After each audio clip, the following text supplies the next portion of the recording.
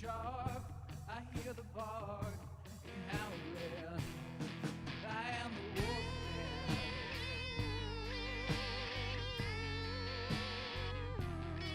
I'm coming after you.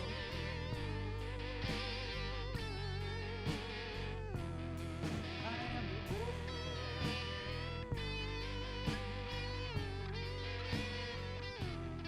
I'm coming after you.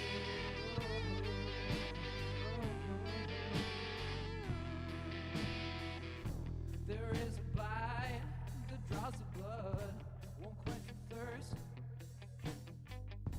An evil curse will hypnotize the conscious mind to conjure the one who feeds, who's never full. I am the wolfman.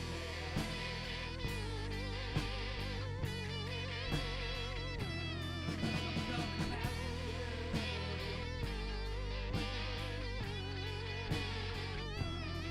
Yeah, I am the wolfman.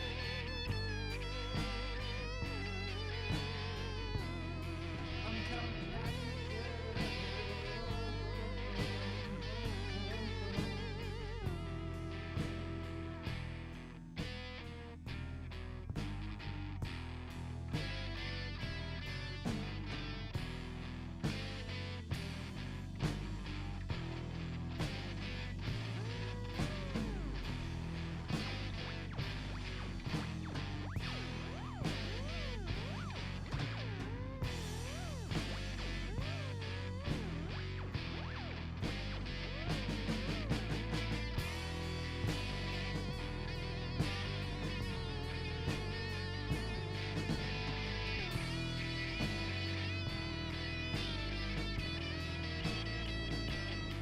I am the wolfman.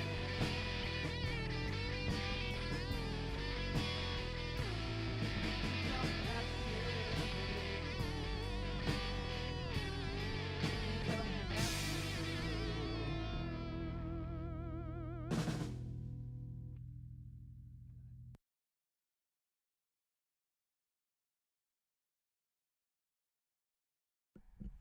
Welcome once again, one and all, to the Messed Up Podcast. Where we get messed up and we watch Messed up up shit.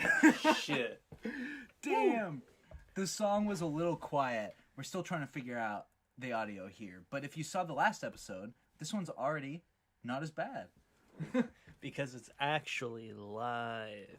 Not only the fact is it actually live, but we'll let you guys in on a little secret. If you saw the last episode, which you didn't, we got too messed up because we tried to do it 1,000 times. But we're here and we're not going anywhere because we finally got the shit going. That is the truth of the matter. That's the truth of the fucking matter. We didn't get too fucked up this time. You know, it's all about learning. It's like you got to learn to crawl before you can ride a tricycle. You know what they say? yeah, you gotta learn to ride a tricycle before you can learn to walk. Yeah, dude, you do. It's the truth. And we're of course, no good episode of Messed Up can happen if we're not drinking our toilet water. We gotta be drinking that toilet water. Cheers the toilet water to me. Woo! Woo! Shit. Hopefully, you know, we'll talk about technical stuff off the show. Tonight, ladies and gentlemen, we have quite a lineup of bullshit for you. I mean, the first stuff's not that bad, but everything else you're going to see tonight is garbage. It's all garbage. But we're here to turn that trash into gold. Yeah. Trash gold. One man's gold is another man's trash. That's damn straight. Damn spiffy. So, what do you say? Enough fucking fiddle fucking around. Yeah, What do you say? fucking fiddle faddle here. No fiddle faddle piddle paddle bullshit anymore. Sick of that shit. I'm sick of that shit too. What do you say we start our very first video? I say we do that. Alright. Well, if you saw the last episode, which again you didn't, I set up the last episode, the appetizer. If you guys don't know how things work around here, basically we start off with an appetizer. We've got a few appetizers this time. Yeah. It's like you have to have the shrimp dick before you can get the lasagna balls. You know what I'm saying? Tell me about it, dude. You gotta get that little fucking onion ring cock before you can get to that steak anus. If I was ever a rapper, I'd be Steak Anus. That's the truth. Lord of the Cock Rings. Yeah. So, last time I set up the appetizer video, and you will be able to see it. So stay tuned, because we're going to take our fucking ugly mugs off the goddamn screen and show you the gold. But last time I set up the appetizer, but our first appetizers are coming to us from Jonathan. Yeah. So, first of all, we have this Levi's commercial, if you want to set that up. Yeah, it's basically, I found this ad today when I was thinking I wanted to look for some ads to play in the video, and I just thought it was crazy, and I wanted to bring it. So let's just put it on and watch it. I would like to mention, I haven't watched this because I've been saving it for the episode. And if you know me at all, you know that I hate saving shit.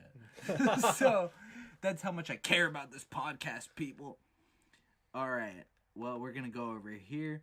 We're going to take our fucking faces off the goddamn shit. And what the fuck? That was wrong. Hold up. Are we having technical difficulties already? Wow. Wait just a goddamn second. No, okay, that works. Okay, here we are. Sorry. We are still figuring it out, I guess. Here's the Levi's ad. Levi's commercial 1. Let's do it. I'm excited to see it for the very first time. Feels like the first time. Come on, old trademark. Time for your walk. Oh my Where will god. you take me? Sure wish you could talk. Holy shit. Yeah. How your family began with the same Levi's blue jeans worn by this man. Hey, here comes more Levi's.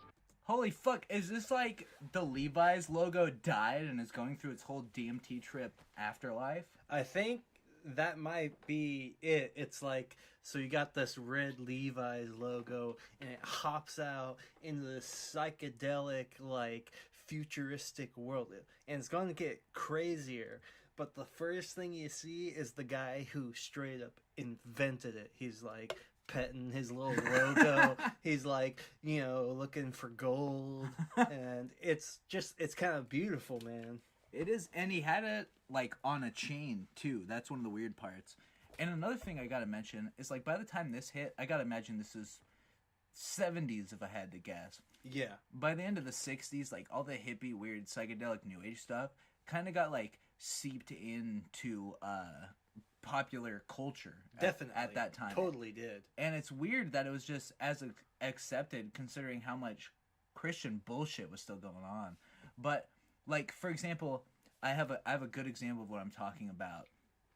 And Sean, you might be the only person familiar with this. My Mother the Car. Are you familiar with that TV show? My Mother the Car. I am. And it starts off, it's like this. This is how, like, the hippies came out and everyone was like, weird fucking hippies. And the next thing you know, a TV show, a widely watched TV show is called My Mother the Car. And the intro's like, we all know that when we die, we come back in one form or another. It's like, we do? This is news to me, man. This is news to me. But anyways, let's watch the Levi's logo walk through its whole ass life. Red, yellow, and blue. Freewheeling kiddos are wearing them too. And what a surprise. Look who's been window shopping for clothes. Yeah, a gal in her Levi's instinctively knows of your special appeal. Enough of this kissing little registered mark. Time that we meet some It's like he's guys going to at the heaven. park. I think he is. Dressed in your newest edition. Because you gotta see this in a second here. Sums it up right there. Levi's sportswear. Hey, trademark. Holy shit! Yeah, dude. Oh my god! Your family's future. Whoa! Sure looks like it should. I didn't know Levi's That's made more right, than your pants. trademark. Levi's don't have to be blue. just have to be good. Damn. That's fucked up. That is fucked up. Holy shit. Wow. Yeah. No, who would have thought Levi's would come out with a heavy hitter, but there they are. They're just smashing that at you. They're like, buy your pants. It's like, what does this have to do with pants, man? This is crazy. You've sent me a couple Levi's commercials at this point, and honestly, it seems like the Levi's executives and directors of entertainment or whatever, directors of advertising, were fucking tripping balls. There's no other explanation. They were high off denim. No, Frank Zappa. I actually saw a clip of Frank Zappa mentioning something like this in a video. I think it was from the 80s. And he was talking about how in the 60s, he was like, oh, all this new shit started coming out. And a record executive would be like, oh, the kids like this random stuff, whatever, put it out there. And they were more willing to put random shit out there. But then those kids who made all this psychedelic stuff became record producers. And then they were all like, no, we have to do it this specific way. And then it got homogenized. Yeah. And Frank Zappa said that in the 80s. And that's more true now than fucking ever. It really is. It is spot on. There's that clip of Frank Zappa being like, in the future we'll have these music will just end up being on discs, and then it won't end up being on discs. It'll just end up being able to play whenever you want. it's like holy shit. Damn. He guessed it all. Somehow that motherfucker guessed it all. He did. It's time for our next commercial. This is, and you guys get a little bit of behind the scenes right now. But this is our next commercial. This one is, I titled it Zestfully. Yeah, this one's also crazy in a different way. I'm going to lead this off saying that Levi's ad was psychedelic and crazy and far out and out of this world. Whereas this ad is just like a guy going crazy for a bar of soap. It's an ad for a bar of soap? Yep. Holy shit. That soap better be zesty. I can put it in my lasagna. Alright, here we go. Zesty soap. Let's do it.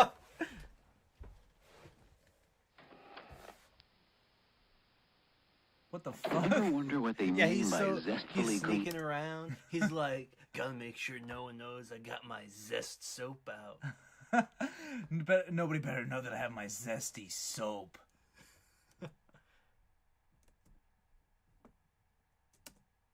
Fuck my dick. I can't believe this shit. It's the feeling you get when... Please hold on to the bar. Oh my god, holy shit. Dude, if I was in the shower and a voice came out of the voice of God was like, please hold on to the bar. Please hold on to the bar. I'd be like, what? And then if it started fucking busting a massive load on me, I'd probably cry. Woo! It's the truth. Damn.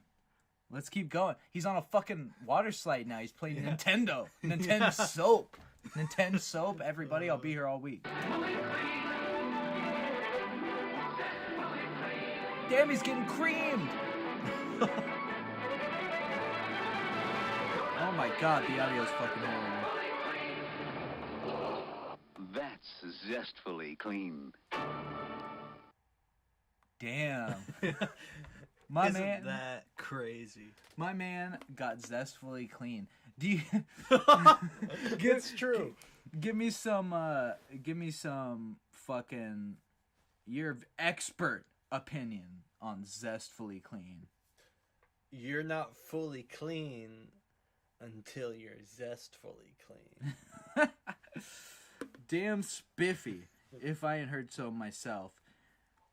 Next advertisement of the night. We're off without a hitch here tonight. Yeah, it's popping off. It's We're having popping a good off. time. I think one of the reasons we couldn't stream last time was because, quite frankly, I had too much shit on my computer. But you don't want to hear about the technicals, and I may have even just found a way to not let you see the fucking file folder where we put up the videos so it doesn't look as shitty. which is incredible. Should have thought about that sooner. Our next commercial are for something that I love near and dear to my heart, cigarettes. and this is a commercial. Oh, shit. And of course, this wouldn't be a messed up podcast without us bringing out our own cigarette of sorts, except it's rolled up with... What's it rolled up with, Sean? So, we're out here with that pumpkin. We're smoking pumpkin. If you aren't smoking pumpkin, I don't know. What the fuck? I don't know either. If you're not if you're not smoking pumpkin, what are you doing? You're an asshole. That's what it is. Your ass is grass. Yeah, your ass is itching. You better hold on to your ass. Or I'll be gone in a flash. You guys don't even know what that is yet. But your kids are gonna love it. That's Back to the Future quote, anybody? Yeah, Back to the Future, anybody? Also, hot take. Back to the Future perpetuates white people stealing black music. Damn straight. Think about that. Because Marty McFly, he goes up, he plays Johnny B. Good or whatever, and then the fucking the one of the African American band members who was on before him calls up. He's like, "Hey Chuck, this is your cousin Marvin Berry. You gotta hear this." Marty McFly plays it, and then everyone's like, "Whoa!" And he's like, "You guys aren't ready for that, but your kids are gonna love it." Oh, great! So once white people become time travelers, they're gonna go back in time and steal more black music. Damn, dude. Next thing you know, a bunch of white people are going back in time and become the Beatles. Imagine if we lived in a world with black Beatles. Oh, wait, we do. It's a song by Ray Shremmerd. Anyways, this next commercial is part of a compilation of different commercials. And supposedly the first one is the one we're looking for. I think so. We might watch a few of them just to see how they are. I didn't realize it was a 5-minute comp. I thought it was only a 30-second clip of like the one everyone's seen. But by the time we finally had this podcast ready to go, it was too late to get the right clip. So bear with us while we smoke this pumpkin and we drink this toilet water and we watch the third. And you guys, let me just tell you this right now. If you're not tuning in right now and you don't want to keep tuning in, what the fuck are you doing? Because this shit is about to pop off. This is about to be the greatest episode of any podcast ever. We got so much good shit lined up for you guys. You guys have no idea the kind of things that are coming. And I'm not even going to tell you. And I'm so confident in the fact that I'm not over-exaggerating here that I'm not even going to tell you. You have to rely on faith of the heart. You gotta have faith. I gotta have faith. I gotta have faith. Well, I guess it would be nice. nice. If I could touch your body. I know that everybody. And then Limp Bizkit, I gotta have faith. Oh my god. Dude, Limp Bizkit. Someday I'm gonna make a YouTube video called Top 10 Covers That Epically Missed the Point. And Limp Bizkit's Faith is gonna be on there. Yeah. Along with, and I'll start the video right now, even before I make the YouTube video. Hell yeah. Another, and this is a personal pet peeve of mine, I love Typo Negative. Typo Negative is a band that I love. I have a shirt of one of their albums, it's great. But another song I'm going to include in that YouTube video list of top 10 cover songs that epically missed the point is Typo Negative's cover of Seals and Croft, Summer Breeze. Yeah. Because check this out.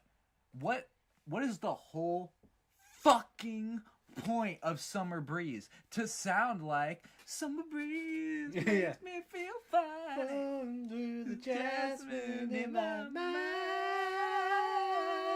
It's supposed to groove. It's supposed to glide and slide and roll across the floor like the Blob. I got a little something to say to Typo Negative. Well, let me explain why the Typo Negative cover is bad first. Because they cover that song. I'm like, Typo Negative covering them? That's awesome. Typo Negative loves 60s music. Yeah. Like other goth bands, but Typo Negative mixes it into metal in a beautiful, amazing way that's awesome when they write their own shit. But then they cover Summer Breeze, and it's like, it's super slow and doomy, which you think would be cool if you're a metal guy. You're like, oh, I love slow doomy shit. Oh, they took the song that I like and I'm embarrassed about because I only like metal. Well, now I can like that song through this cover.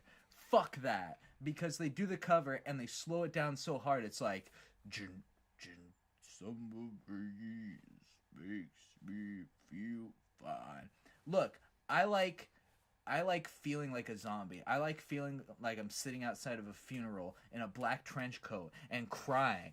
I like that feeling. But when I'm listening to fucking Summer Breeze, I'm trying to feel like Summer Breeze. Not a funeral. Anyways, What do you have to say to Typo Negative? let's leave the grooving to Seals and Crofts. What is that one song that they do? Like, something, something, how can it be? The song about the girls? About their wives? Yeah, yeah. Oh, damn. The one where they're like, oh, shit. We can't play it. It'll sound like shit. Oh, Billy Lee. Yeah. How could it be Yeah. that we meet again No. here on this earth? That's the best shit. That shit rocks me. Yeah, listen to the Diamond Girl album. It'll fuck your shit. It will fuck your shit. But enough of us fucking you around. Let's watch the last commercial before we move on from commercials into some other good shit. Holy fuck, our mic's falling over. This shit's Jimmy rigged to fucking hell, if you guys don't know. I've got our mic on a fucking headband on a mic stand that it doesn't fit. Anyways, here's the Virginia... I can't believe I started talking about cigarettes and I went off about Typo Negative. Here's a cigarette ad. Fuck my shit in.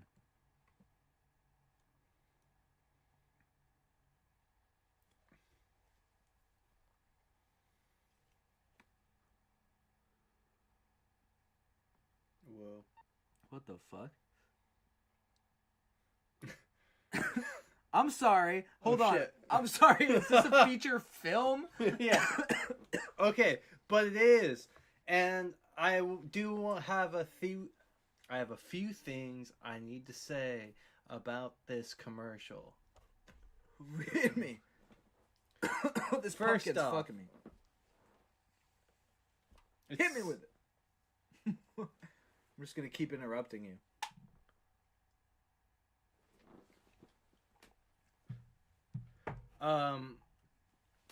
First off, it's sexist as hell. Shit. I wasn't expecting that. Well, it's the truth. Yeah. Okay. So, point number one. It's sexist as shit. Second off, it's kind of goofy.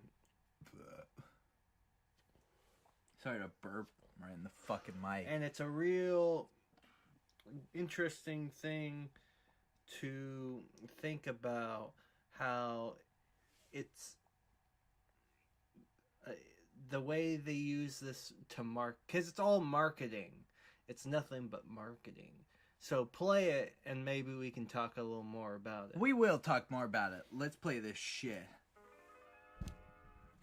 Okay, so it's obviously inspired by silent films. Yeah. We're gonna have to turn it up, I think. Shit. It's quiet as hell. Let's go back a little. We're going back. We'll pause regularly during this one. Because we gotta hear it. It's important. Yeah. Supper that night. Hold on. Yeah, crank that. Soldier boy up in it. Whoa! Alright, let's see this. The good old days. When Mrs. Pamela Benjamin was caught smoking in the garden, she got a severe scolding and no supper that night. The good old days. Yeah, okay. Yeah.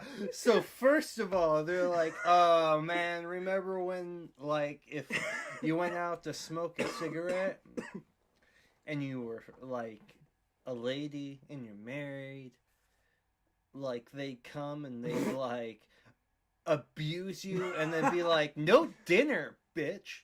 Like for Go to like, bed without dinner. for smoking a cigarette? Like, That's- Jesus. That's standard abusive shit. That's like beyond who doesn't let someone eat for smoking a cigarette? Like an insane person. That's who. No one else. I'm excited to know where this goes though, because it's a cigarette ad supposedly, and if you're making an advertisement, you work for an evil corporation. You obviously want to attract a large amount of the population to get their fucking revenue that they slave over. Yeah. Totally.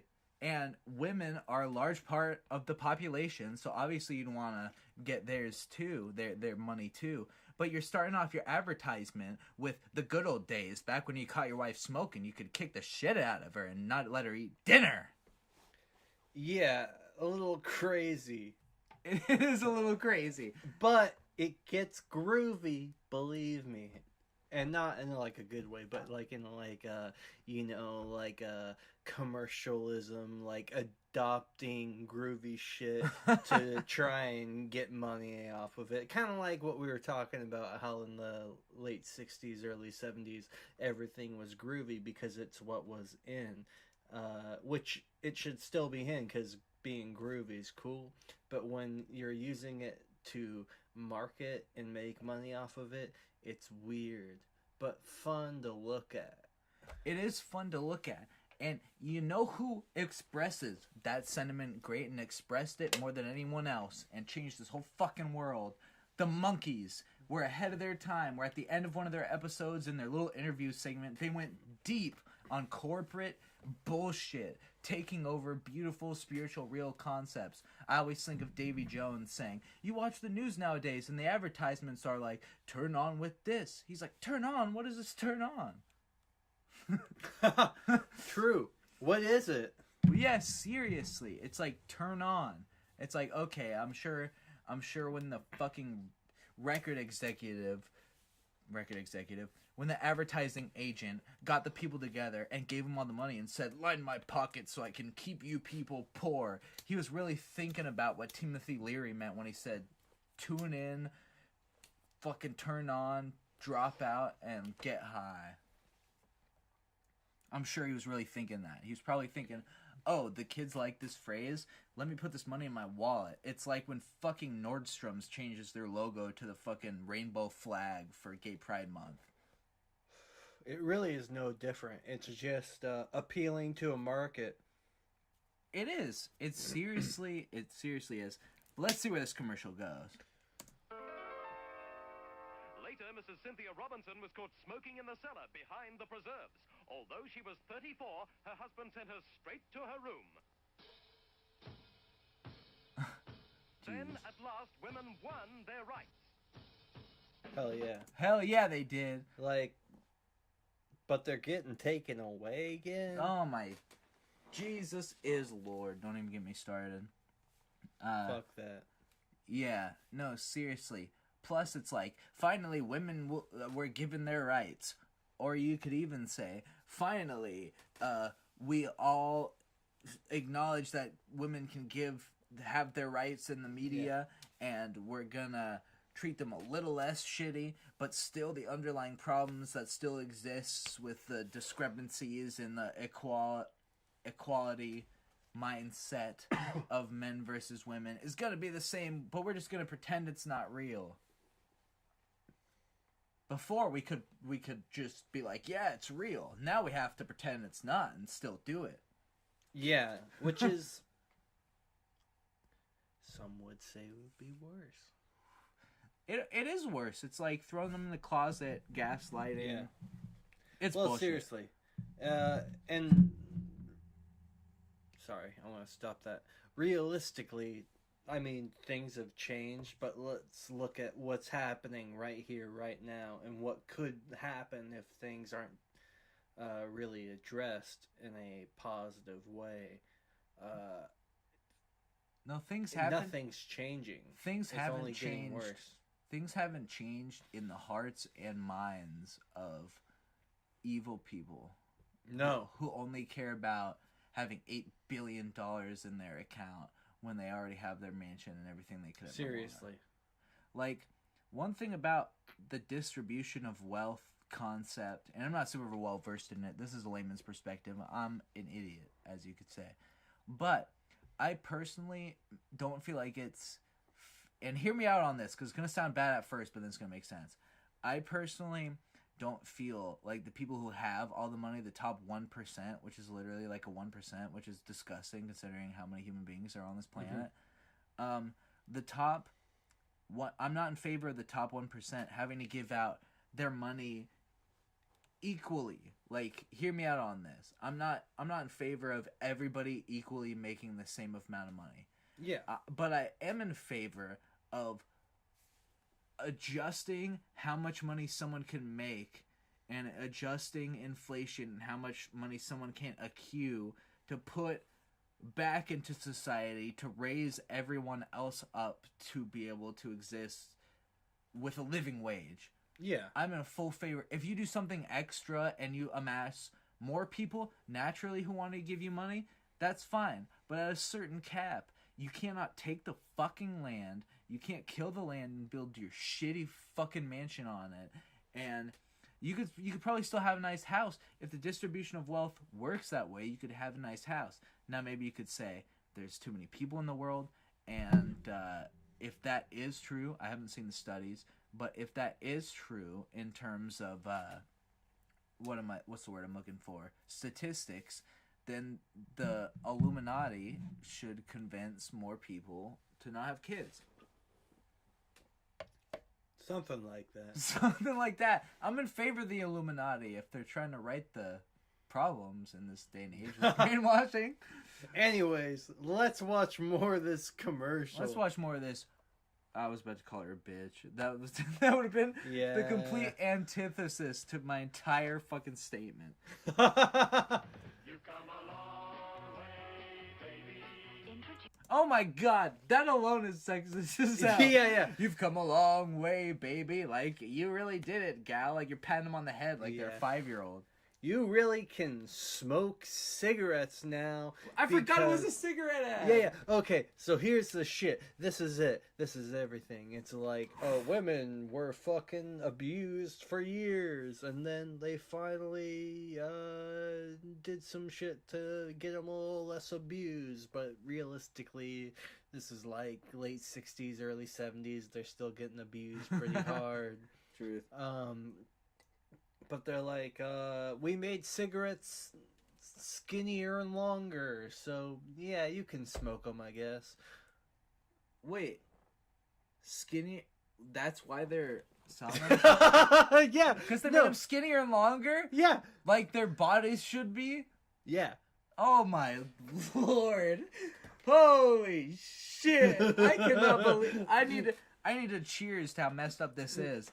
Yeah. This is a real messed up podcast. Yeah. No, that shit is the whole they still make these cigarettes, I think. Like, they're just out there. They are.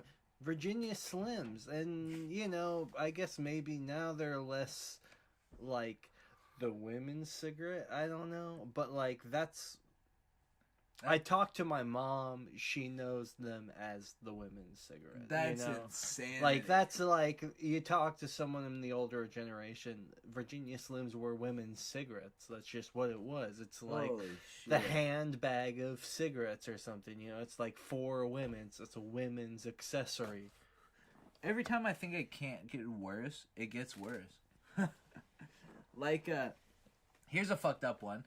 If this is a messed up podcast, people. We get messed up and watch messed up shit. Here's a messed up one for you. And trust us, after we get through the commercials and the heavy duty talk, we're gonna have a good time. Yeah. But I fucking completely forgot what I was saying. Let's watch the video. Introducing new Virginia Slims, the slim cigarette for women only. Tailored for the feminine different than the fat cigarettes men smoke, with flavor women like. Mellow, mild Virginia flavor. New Virginia Slims in the Slim Purse Pack. You've come a long way, baby, to get... You've come a long way because we designed a cigarette perfect for your sexist fucking community. Yeah, it's just one of those perfect examples of something being designed so much out of like our own societal like ignorance. Damn straight. Like, it's bullshit. It's like this weird mindset that everyone gets into, and all of a sudden everyone believes it. That's Like a, keep going. like, I don't know, like a woman can't smoke a cigarette. Like, she can't pick up a pack of Camels and just start smoking. Yeah, I mean, I never even thought about the Like, what were they doing in the 50s? I've seen a lot of 50s movies where women are smoking. It was pretty acceptable by then. I feel like too. No, it feels like this was almost made specifically by one specific sexist individual through his fucked up lens of looking at. Yeah, no shit. You might be right on about that. It's weird. It's a weird whole. I mean, we're talking about late 60s. Yeah, no, fucking seriously. Women were always fucking smoking. I was thinking about that earlier today, and shit for years. Women were always fucking smoking, and then eventually, like in the 80s, all of a sudden it became like that's when bad teenagers smoked. But the parents always smoked. Yeah. Like, even in the fucking 80s movies, the parents are smoking cigarettes, and then the teenage boy goes to smoke a cigarette, he's like 14, and they're like, you can't be smoking this shit. It's like, what? Yeah. Because smoking kills, or whatever. Oh my shit. God. Sorry. It's all good. Oh I my mean- God. Our microphone is fucked. Hold on. We got it. Okay, we're good. Smoking kills, but let's be less freaked out about it. A lot of things kill. Driving a car kills, you know? I mean, Yeah, well, drinking soda kills. There's Going just to a weird- McDonald's kills.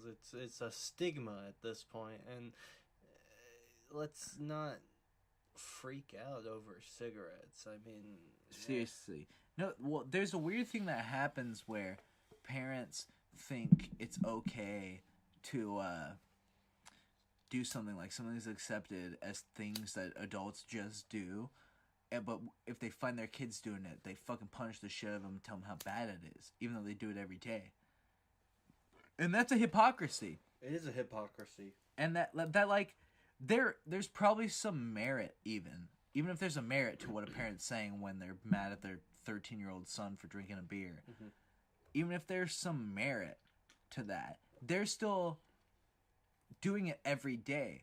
So their subjective actions through the mind of a child completely negates the reality that they're trying to impose on the statement against their kid, because it also calls them to question what the motivation even is to fucking say, like, why is my dad getting mad at me for drinking a beer if I watch him slam 10 every night? Because it'll kill me. Well, won't it kill him? No, go to your room. Well, now I logically can see everything my parents say is bullshit. Mm-hmm. I'm going out to fuck around. It's Smoke like, a cigarette and drink a beer. yeah, seriously. Like, as a parent, you don't have to say that. Like, don't do that. Like, you can talk to them. Talk to them about it. Jesus Yeah. Christ. That's it. That's the bottom line. Where you got to today? You got your own cigarette now. Oh my God. You did it. You got your own cigarette. You're a real woman now. Yeah. Holy Oh Moses. my God. Alright, Jesus. Well, before we take our break, what do you say we play the last video of the appetizer, and then when we come back from our break, we'll come back with the main event? I say we take a break right now. I'm just thinking of the audience, because with the appetizer and the full video at the end, it might be longer. than the time we've already been on. I'm thinking about my bladder. That's a fair point. We should probably go drain the bladders. I'm gonna go smoke a cigarette. You've got your own cigarette now, You got a baby.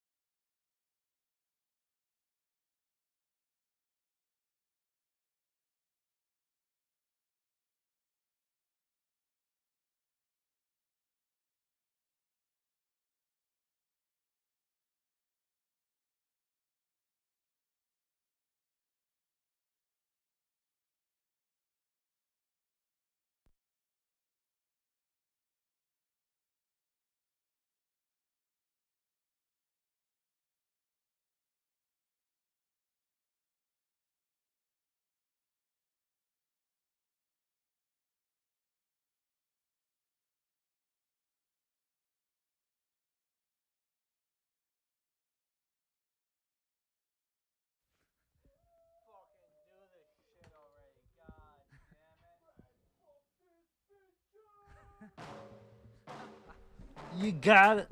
I'm 20 pounds lighter.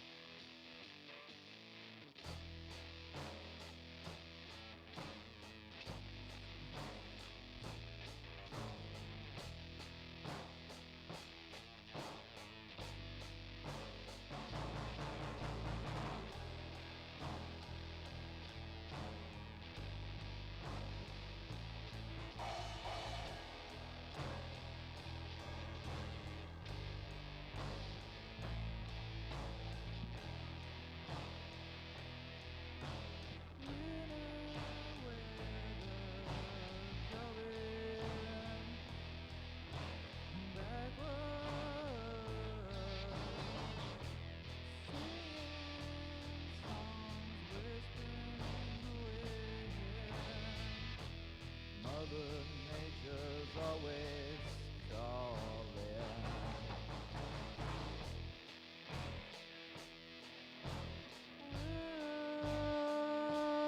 Weather comes from the mountains, fall onto you. From the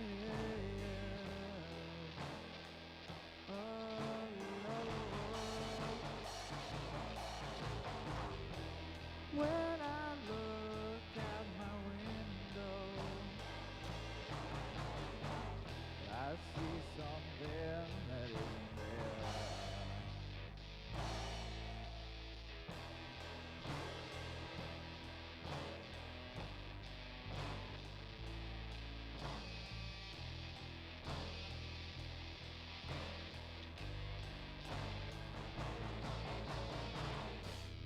The sun comes up to greet me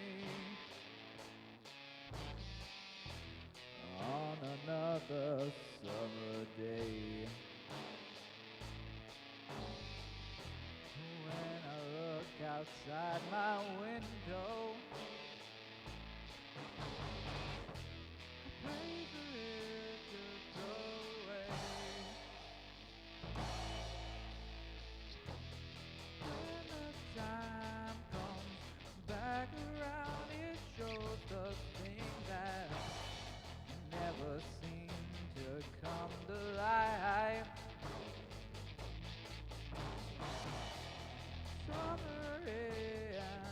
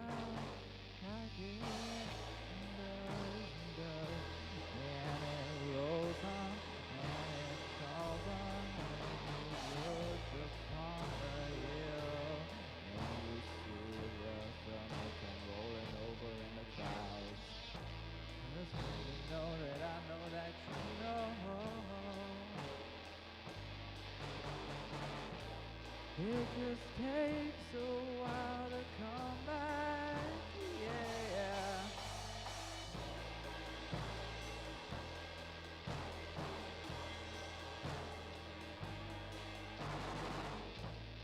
When I look out my window,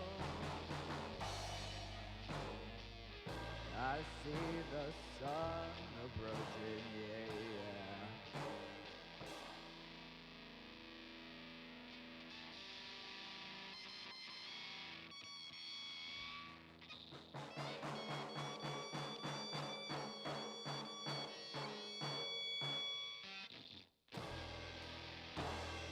Sleep until the afternoon when I get up, drive around for a couple of hours. Then I get back to town and I sleep for the next day, do the same things, yeah. Will it ever change? It's changing every day.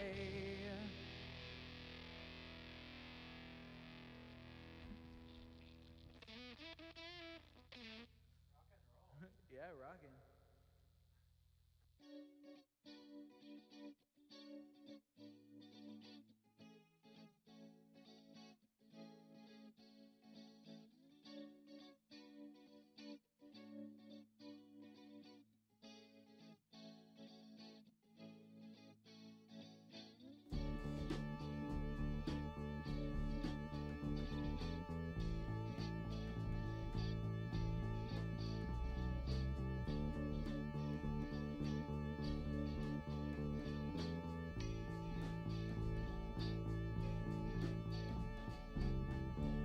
Step phases to stun.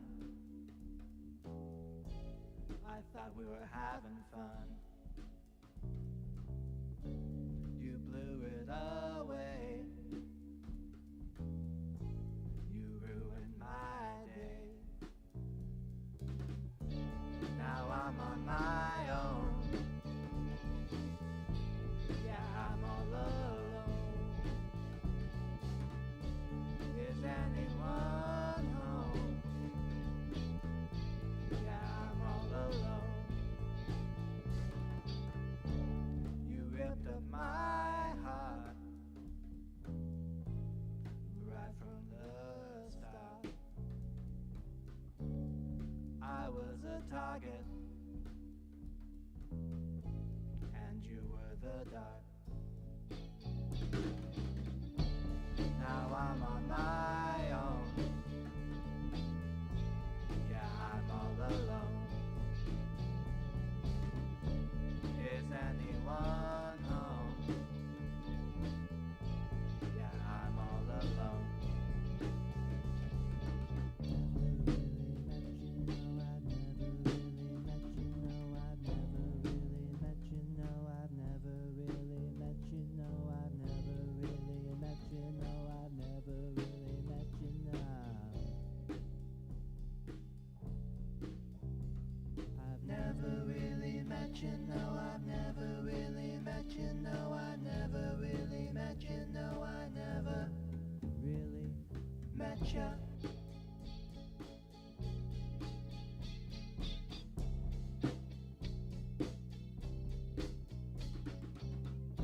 Now I'm on my own. Yeah, I'm all alone. Is anyone home? Yeah, I'm all alone. Guess I will leave, for I've been deceived. See you, my friend, at the world's end.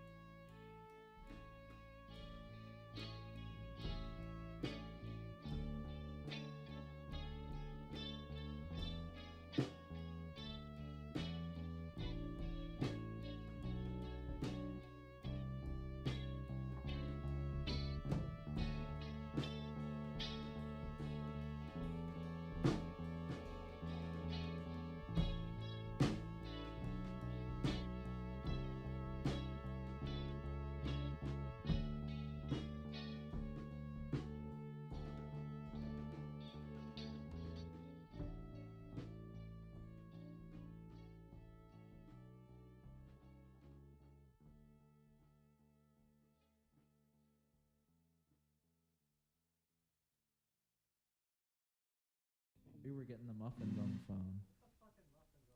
Get the fucking muffins on the phone. The song's about people being set free and slaves.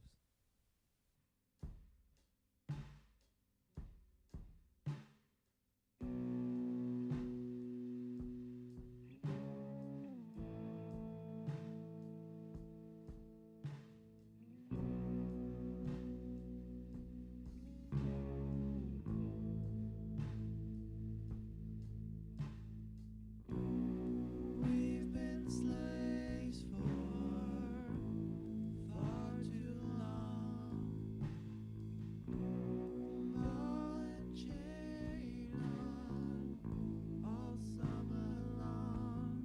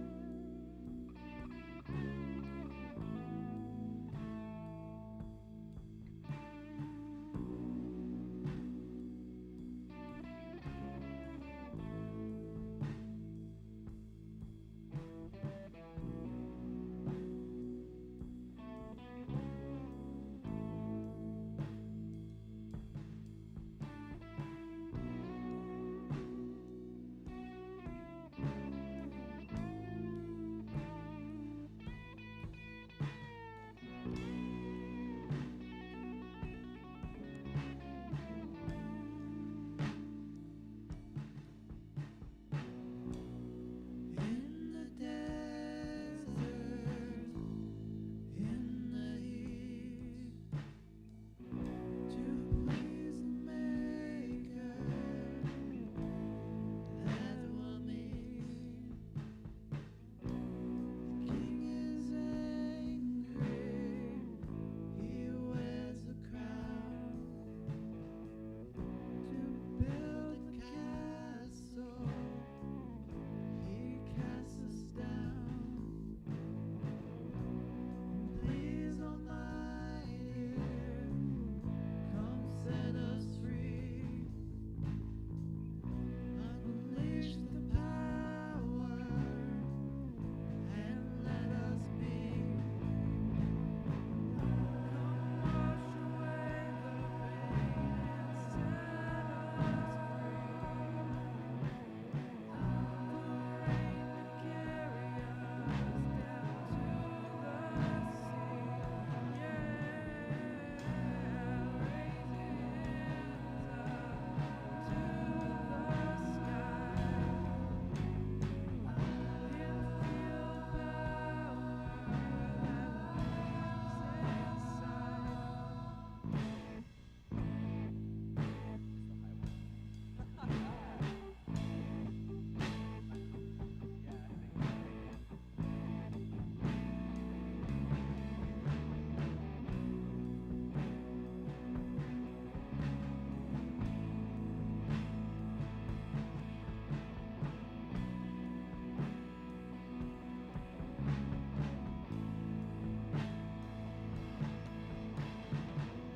It's gonna take us a little time to get right of all our minds.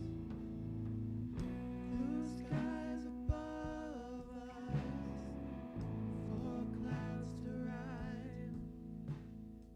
This when we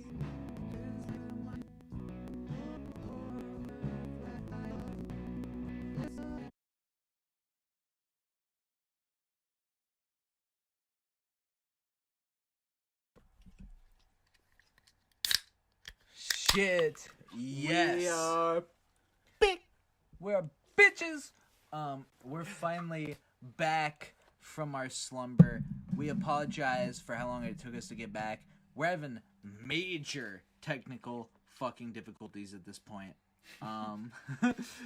The stream was finally working fine, but now it's not. Oh my god.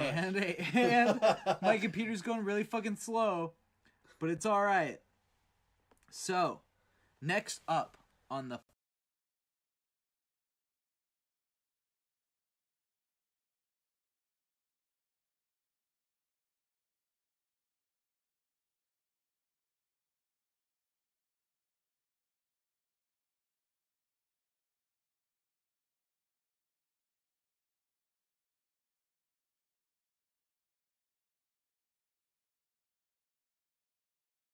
fucking messed up podcast.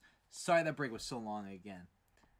We're gonna watch a Bill O'Reilly clip because we talked about Bill O'Reilly on the last fucking episode, and when we talked about him, we said, I think I said that there's some classic Bill O'Reilly clips that we're gonna have to fucking pull up, and I did it. I found it, and we'll pull that up as soon as my computer stops fucking around. Yeah, that computer's fucking around. It's going crazy, you guys. I apologize. We're very sorry about this. We are, man. I wonder, you know what I used to do? What you used to do? I used to be able to hit this and it would just fucking work. Like the auto configuration. Yeah. Hit like the fawns, like, and it starts working. Yeah. No, I mean, it would take us offline for a second, but it would potentially make us come back. Damn. Well, since we know the stream's going, maybe I can exit out of here. Not in excellent condition anymore. Okay, maybe this will work. Maybe it won't. We'll see. I'm not gonna fucking make you guys sit here. I'm gonna use this. Oh, I can't do it while we're streaming. Never mind. I am gonna make you sit here. Damn. Sucks for you guys. Dude, holy shit. Open up the fucking video. What were we watching before we fucking shit the out? Virginia Slims. We were watching the Virginia Slims, weren't we? We came a long way, baby. What song is that? That's the Virginia Slims commercial song. They're like, "You come a long way, baby." Oh yeah, that is another thing that's like really, I can't even believe how sexist that is. Like, Jonathan over here is laughing at how fucked my computer is being right now.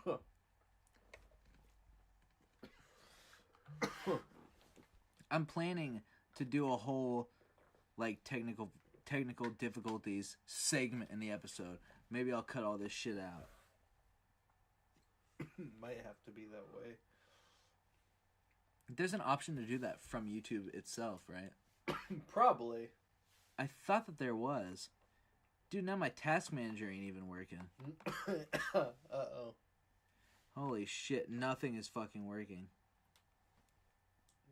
I think the stream's going on without a hitch, though.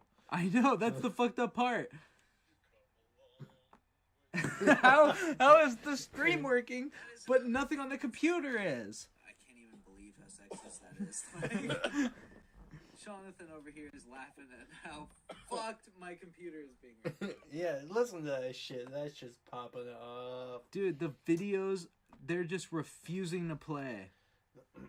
That's bullshit, man. Don't they know how good of a stream we have going on right now? Don't they know it's Christmas? Yeah, dude. Hello! Oh god, you have no idea how much I wish we could just do an episode about that. Oh man, you and me both. You and me both. I'm thinking about it right now. I'm on the verge of singing it. Here, wait, maybe I have one. Day!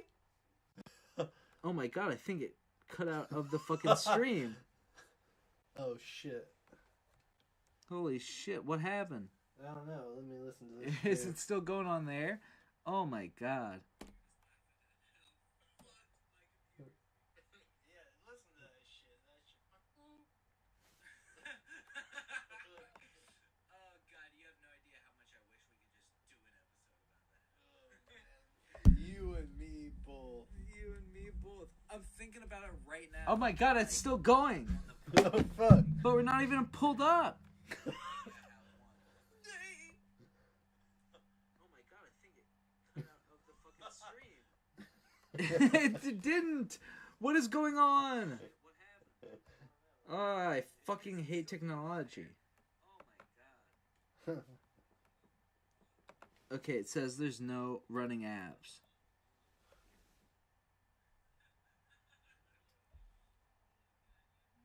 Oh god, it's not going at all, is it?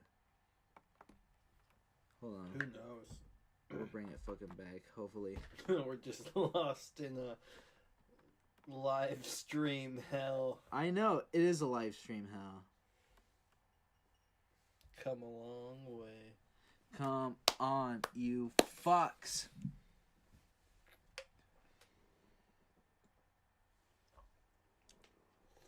Man, I feel like I'm being lied to every day. Oh, shit. That's what I feel like's happening here. Yeah. Here, can you click on the live stream again? See if we're still going. Jesus Christ.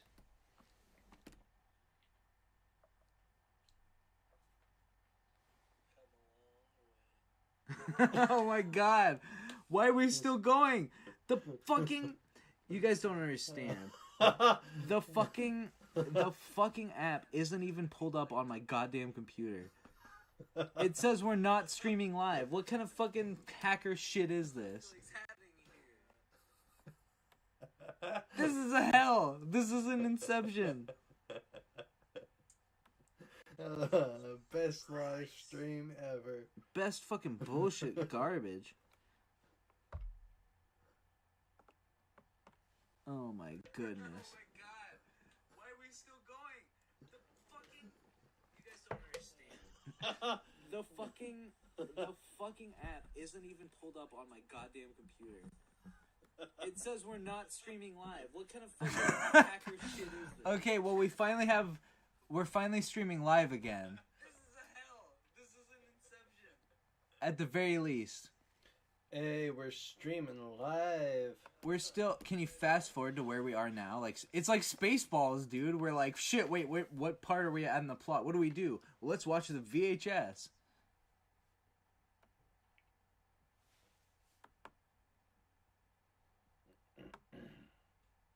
We're getting so close to being on track. We'll get there. We'll get there, you guys. We've come a long way, so... We've come a long way. We've come a long way, baby. It's a long way to the top if you want to fucking roll. It's a fucking long way to the top if you want to fucking roll. Yeah, man, let's hear it for fucking Jack Black and the Oh my Rock god. Kids. Fucking Jack Crack, man. Yeah, fucking Jack in the Box. Jack Black fucking ruined my life with that shit. I'm just Really? joking.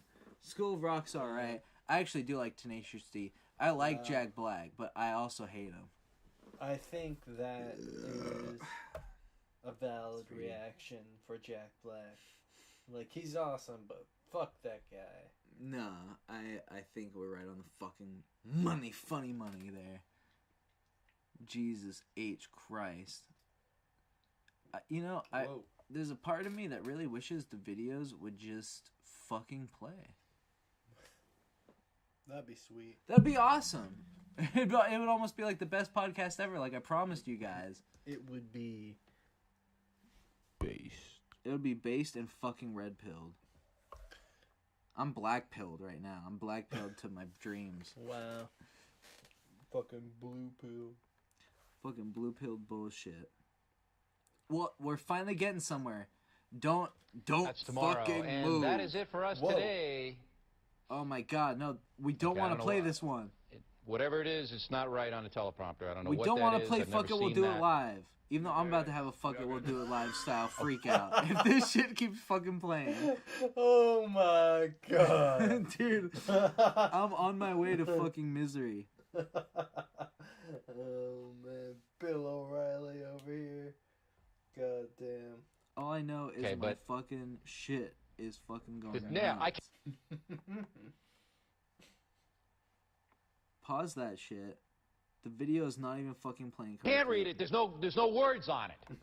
Oh my god, it's true. I can't see it. There's There's no no fucking words image. there. To play us out. What does that mean? To play us out. To play us out. He doesn't know what that means. What a fucking idiot. Like, what do you mean to play us out? We put on a song to play us out. I don't know what that means. What are you talking about? And the I don't know video what that closes out means. anyways. Holy shit. Jesus. This is a fucking masterful pile of shit right here. We might have to just start recording these goddamn things. I didn't open OBS. Holy shit. This is a fucking nightmare disaster. Cancel. Oh It's already open. Cancel. Cancel. Canceling my whole fucking computer. Yeah, let's maybe burn this whole computer down, huh? Dude. Burn! God damn. It's a tightrope act, man. It's like walking right up to the fucking line. Taking a squat and taking a shit. Woo! Woo! Right up at the line. Oh man, let's not forget that you're tuned into Messed Up. Where we get messed up. And we watch, say it with me, Messed up shit! Well, I will say this about Messed Up, the show where we get messed up and watch messed up shit. We ain't watching shit right now because my computer is messed up. This shit's messed up. Okay, holy fuck. Did the video actually load? I'm about to drop a load because I'm so fucking ecstatic. Oh my god. I'm Tomorrow, so and fucking that is happy. it for Oh us my today. god, but it starts playing again without my consent. Holy I don't know what. shit. I was just Whatever trying to it make is, the it's image not right big. on Holy teleprompter. I don't know what that shit. is. I've never You seen guys, that. you guys can't even see what's happening right now. Okay, but Let's pause. yeah, there's no words. I think we There's did no it. words there. To play us We didn't out. do it. What does that mean? To play us out. Oh my god. Don't look at me, Bill. Stop looking at me. What's that mean? What is? I don't know what that means. To play It doesn't us out. mean What does that anything. mean? what that means. It means To end we're the going show? off the air. You don't have to say anything. All right, go. In 5, 4, 3. That's tomorrow, and that is it. This is not what we want to watch. Dude, I fucking- distraction. 5. We're doing it live. We're doing it live. Fuck. That's tomorrow, and that is it for us today. I'm Bill. Thanks again for watching. We'll leave you with Sting and a cut off his new album. Take it away. Bill, was it that hard? Apparently. Now, I want to Oh my god, this is the clip I want. Hold up. Fucking pause the stream and try this shit again. Somebody sneaking into the country, Because becoming drunk, this getting shit not DUI fucking and saying, working. my It whole won't be nightmare is my you guys daughter's shouldn't be having anything fucking to do seeing with it drunk. Let me finish without my answer. me talking My about nightmare it. is my daughter's having anything God to damn do it. with a person driving drunk. It could be a Open the Jewish fucking drunk. It could be screen, a you Polish piece of drunk. shit. It could be Alright, an this is my Irish drunk. It fucking could be an Bill Italian O'Reilly drunk. clip. American crime difference does it make? I'm fucking plenty of pissed. difference. Does not. All Bill. right, we're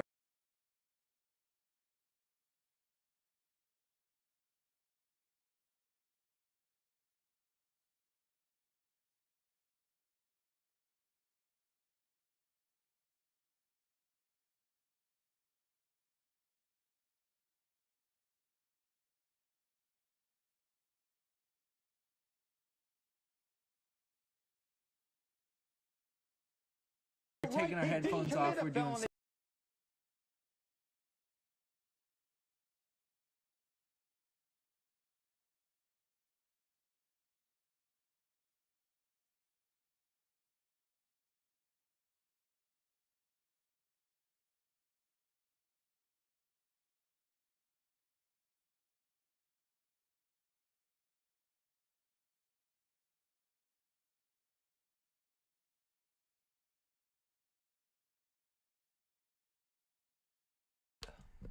Alright. We apologize Yeah, if we're that was incredibly, majorly fucked. We're very sorry. And we'll try and edit it in a way that's much better. But we gotta get back to it. So, on the last episode, I believe, we watched a Bill O'Reilly freak out. No, we didn't. We've been trying to do that on this episode. Yeah. We What are talked you about talking him.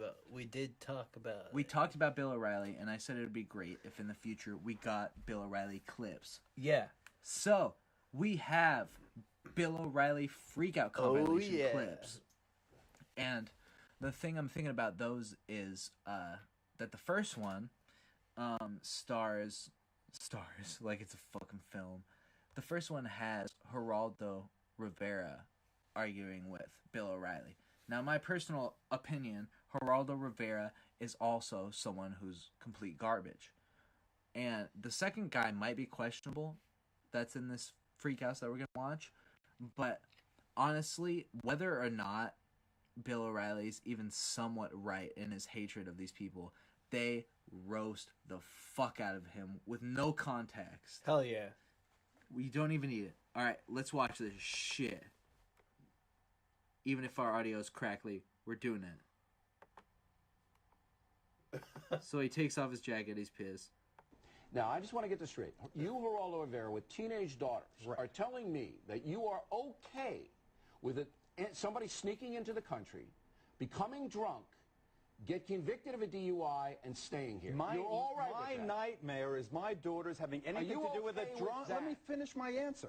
My nightmare is my daughter's having anything to do with a person driving drunk. That's my nightmare. It could be a Jewish drunk. This it could be guy a didn't Polish have to be drunk. here. It could be an Irish drunk. No. It could be an Italian drunk. American what the hell crime, difference does it make? It makes plenty of difference. It does not. He Bill, doesn't have a right to He be didn't commit here. a felony. He doesn't have a right to be in this country. What? So, holy shit. Oh my god. Dude, this is crazy shit. So, as much context as I know, they brought Geraldo Rivera on because Fox News, their tagline was fair and balanced. Like, that they weren't... That was literally, they're like, welcome to Fox News, fair and balanced. Yeah. And unbiased, they would say. So they bring Geraldo Rivera on, which he's questionable, but they bring him on to talk about... there was a story where a girl got into a car with a drunk driver who was also an immigrant, and he crashed and she died. And Bill O'Reilly brought that story up and specifically is making it an immigration issue, and that he's pissed off that the guy didn't get deported. Yeah. And that was not the point of the story. So we literally have two opposite ends of the spectrum. Yeah. Geraldo's there to talk about the horrible thing that happened to people, human beings. And I hate Geraldo, but he's there to talk about something that happened to human beings, and Bill O'Reilly's trying so hard to turn this into a conservative talking point. And Geraldo brings up such a good roast. He kills him. We'll have to keep watching, but I just felt like I needed to pause so we could talk. Yeah. Yeah. Well, it's typical Bill O'Reilly shit when he like tries to shoehorn in a point, but there is no point other than the point of there was an accident and someone died. Yeah.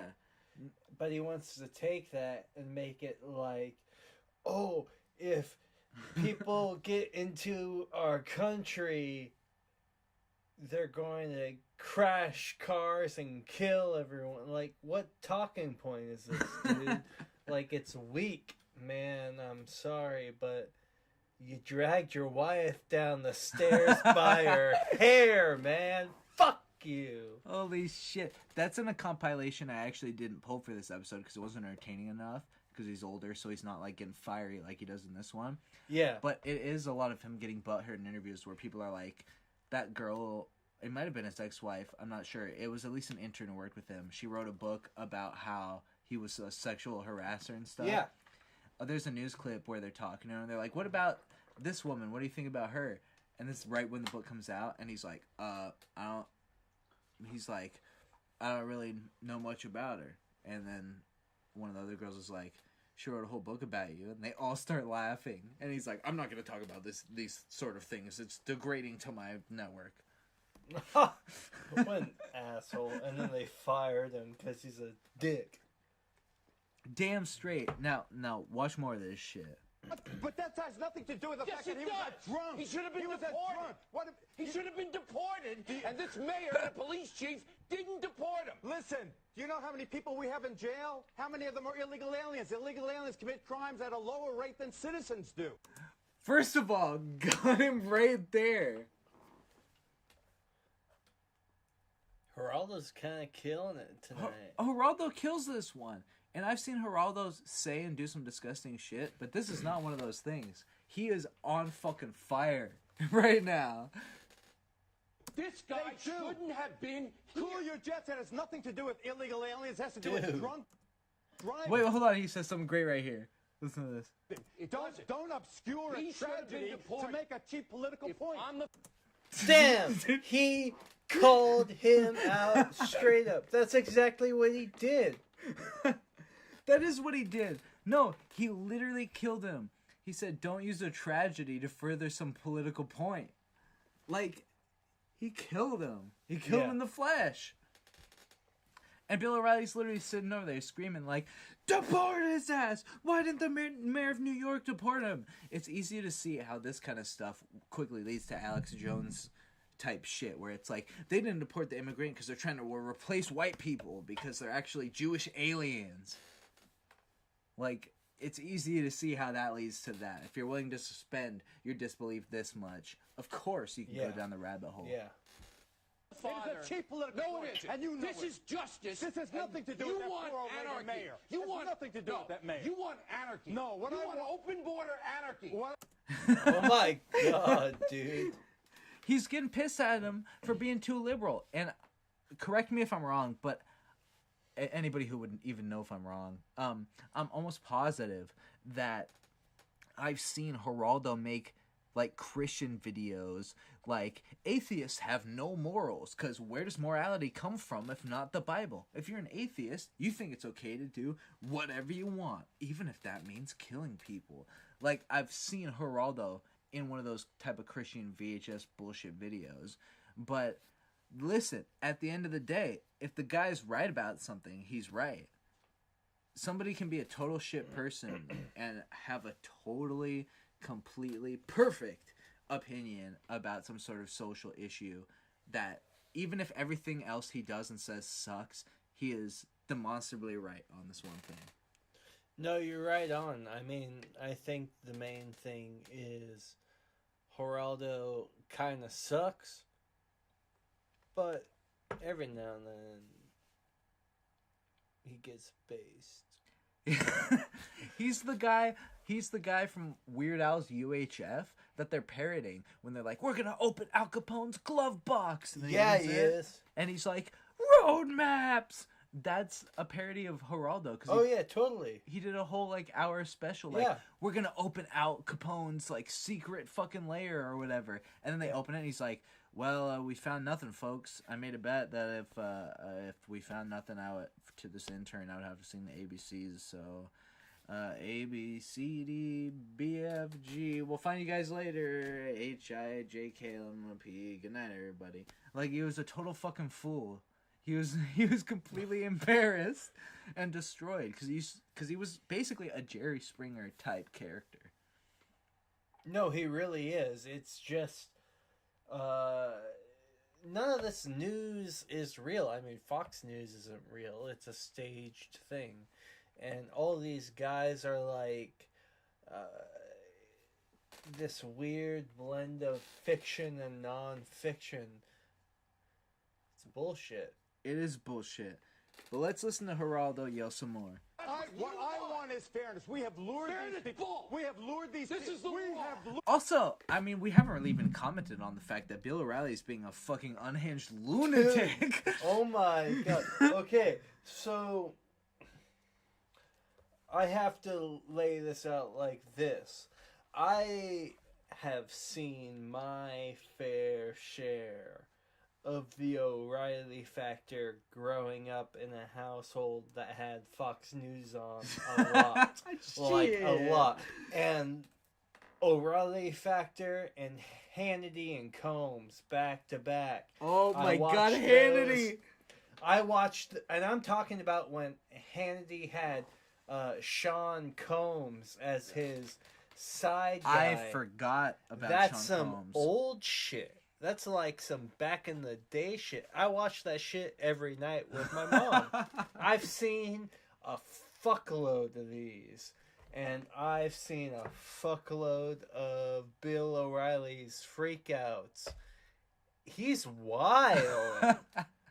But I always respect the word of the day at the end of the episode. The word of the day, like Pee-wee's Playhouse? Yeah, no shit. He'd be like, the word of the day is skullduggery. Skullduggery! Dude, that shit popped off. It was the word of the day that had me, like, transfixed on Bill O'Reilly back in the day. It was based... Anyways... Let's watch fucking Sean O'Malley flip his fucking gourd. Who are these people to this country with a promise of jobs in a country where there is basically full domestic employment? Right. We have for decades lured them here, and now we're starting a mob scene.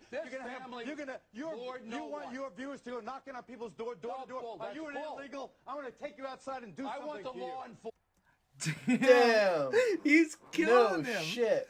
He's like calling him out. Dude, he's calling him out right to his fucking face. I can't remember the last thing he said. Oh yeah, he's like, we lured them to this country with the promise of work. Like, what else is capitalism's end goal but to get the cheapest labor for the highest profits in your own pocket? That's true. And like, American people don't want to do that because we've been promised this thing called freedom. So the American people, as they get more and more fucking, what's the word I'm looking for? They fall out of love. They fall out of the honeymoon stage with the American dream. Yeah. All it's going to do is market to people who have even less understanding of the way shit works in this country and are just happy to not get their heads cut off this week. Yeah, no shit. That's fucked up. It is. And then that puts everybody at a disadvantage because the neighborhoods that they'll end up living in if they're working at one of these really low-paying jobs are not positive neighborhoods. They're probably not even much better than where they came from, except for the fact that the guy who shoots them to death might go to jail. Maybe. At the end of the day, they're still getting shot to death, whether it's on some shitty, shady street corner and their kids get fucked up, or whether it's back in their home country and their kids get fucked up for not doing this Mexican law or whatever. If we're talking about illegal immigrants. Doing quotes out here, people. Anyways, back to Geraldo versus Billo. History have seen what happens when you single out people like that. Enforced, and you don't.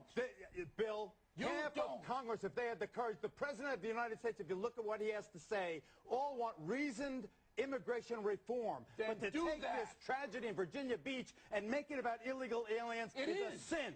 That's a sin. This family lured no one. I kind of like that, using the Christianity to, like, flip it around. Like, it's a fucking sin. It's evil. Yeah. Like, when Christians are like, sin, sin, they're like, don't watch pornography and listen to heavy metal. It's like, no, sin is what Bill O'Reilly's doing. Sin is something that's furthering the destruction of humanity. Yeah, and he's actually, like, right on it. He's like, dude, you're evil, man. Dude, Geraldo Rivera called Bill O'Reilly evil live on air. He called him, like, the most evil scumfuck who ever lived. That's fucked up. And then, like, the next week, he was probably on the show talking about puppies or some shit. He probably was. I think at the end of this clip, they're like, Bill, let's calm down. And then they like, yes, back to being gentlemen. It's like, what the fuck? Were you guys both drinking whiskey? They probably were. They're probably both on crack. O'Reilly's. Abuses his wife. Damn. All right, let's keep going. This family lost their daughter in 347 drunk driving fatalities in the Commonwealth of Virginia. We deal with Americans. Do we care about them? We deal with Americans that way. That's a good point, too. I can't even believe this. He's like, yeah, but this guy killed somebody. He's like, there's like 300 drunk drivers in this one city alone. Do we care about that? No, but we're talking about the one who was an immigrant. That's true. He brings up a good point. I deal with it all the time, and you know I do, with child predators and everything else. But I back you with that, because it's a reasoned approach. It singles out the perpetrators who have... No, wait, I think, let's calm down. I'll give you the last... That's well. Okay, so Holy that's the end of shit. that. Is that Barney Frank? I don't know who Barney Frank is. That's Barney Frank if I've ever seen him, man. What's the problem with Barney Frank? Oh shit. Something to do with the recession in 2008. It's Fannie Mae, Freddie Mac bullshit. I don't know. I was young, but I think I watched this live when I was a kid. Damn. Well, here's the thing about this. If that makes sense, and he was a legitimate main player in the recession, then Bill O'Reilly actually has a reason to freak out in this video. However, Bill O'Reilly is such a fucking clown that somehow, if this guy was one of the main causes of the recession, which I personally don't know, but if he is, which it sounds like he is, and Bill O'Reilly still ends up coming off as the biggest goofball in this video, that is a massive fail. If you're somebody whose image is based on the fact that you'll take down government corruption and somebody who legitimately caused a serious issue that affected the real lives of the American working people comes out looking better than you, then you might want to go back to the fucking farm and rethink your life. Went out in July and said everything was great, and off that, a lot of people bought stock and lost everything they had. And yes, I said it wasn't a good investment. Please don't give me any of that. We just heard the words. What are you? That you didn't say that? You want me to play it again for you? You didn't listen to it. No, I listened to every word you said, and I have the transcript right here. I said it wasn't a good investment. Yeah, and you said going forward, we're going to be swell. For look, from August 07th to August 08th. Don't look. Stop the BS here. Stop the crap. From August 07 to August 08, under your tutelage, this industry declined 90%. 90%. He won't even let the guy talk. Like, I don't know what the guy did. And if I don't know what the guy did, how am I supposed to find out if you're yelling at him the whole time? Yeah, it's not a good way to debate someone. It's kind of fun to watch because he's like, no, fuck you, you said this, you did this. And the guy's like, no, and the guy, he's like, no, fuck you, I got it all on transcript right here. He's like, no. It's funny ass shit. It is funny ass shit. No, it's like a wrestling promo. It's literally like, when I get you in the ring, oh, you better stop talking right now. Don't talk about that. When I get you into the ring, those four corners, those four sides, 24/7, 7 days a week, 24 hours a day, 60 seconds a minute, we're gonna fucking jazz. Oh, none of this was your fault. Oh, no. People lost millions of dollars. It wasn't your fault. Look at him. He's like, this Sunday at SummerSlam. You real. Coward. Say the truth. Coward. You're a coward. You blame everybody else. You're a coward. Well, here's the problem with going on your show. You start ranting, and the only way to respond is almost to look as boorish as you. But here's the facts. I specifically said in the quote you... That's already a gotcha. Yeah. Right away. Even if this guy did do what Bill O'Reilly's saying, he's like, listen, Bill, your whole thing is to come onto your show and act like a fucking animal. It's true. Beast. He's calling them the fucking pigs who eat their own shit slop.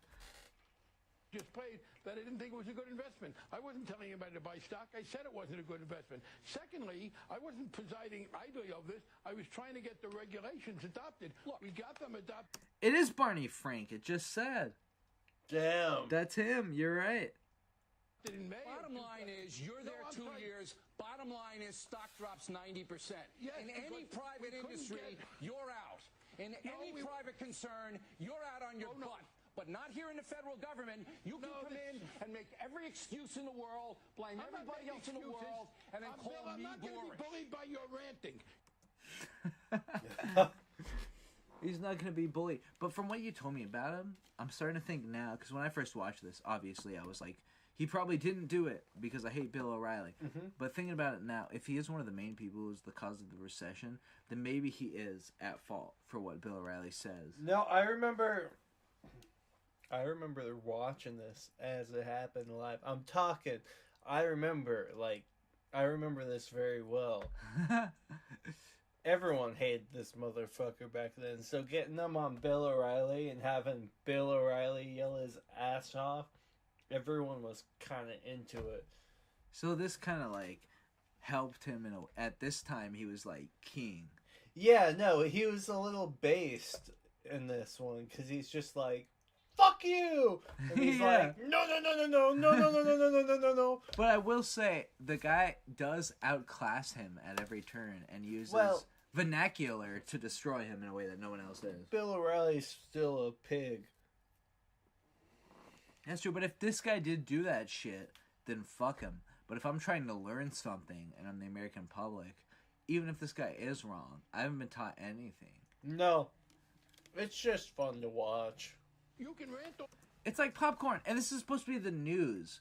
Remember when journalism was a respected industry? Now you can go on BuzzFeed and post about the best blowjobs in Amsterdam, and you're a fucking journalist.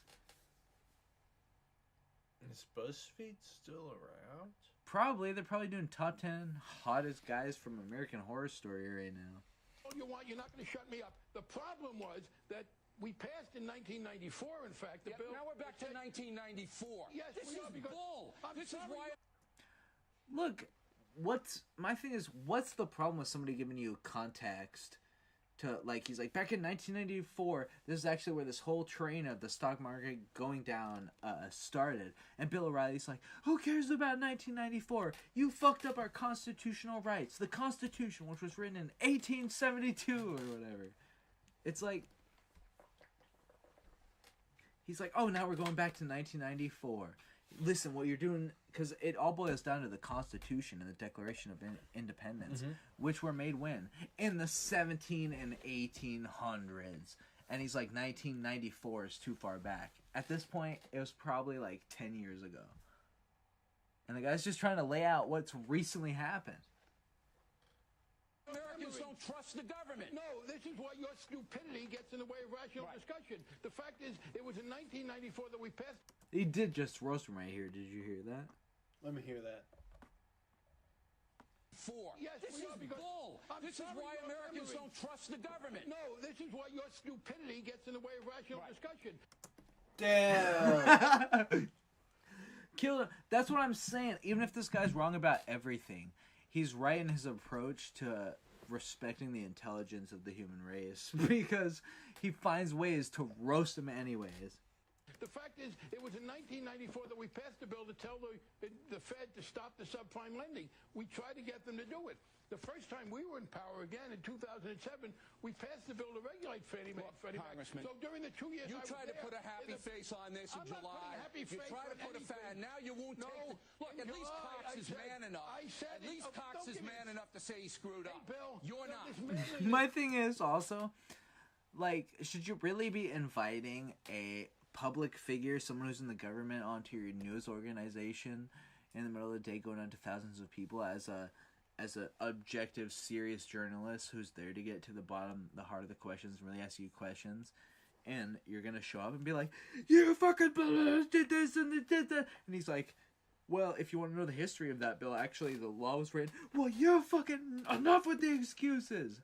It's like, I'm sorry, Bill. Even if you're right, you'd have to be a fucking caveman. You'd have to have fucking 100% Neanderthal blood still in your Ancestry.com in order to just immediately fully get behind the aggressive guerrilla nature of Bill O'Reilly in this moment. Stuff is very unbecoming from you. I don't see any of your Cox is man enough to say he screwed up. You're not. You think toughness is yelling and ranting and trying to bully, and it's not going to work with me. The fact is, in the very quote you played, I said it's not a good investment. I tried to get the regulations adopted. Going forward, it's going to be swell, and people under that bought stock in that. Thought it was a good investment. Well, no, I said, in fact, in that quote that you played and didn't listen to because you're busy ranting, that it's not a good investment. That's base. I did think we were going to improve things going forward. Yes, we had some things.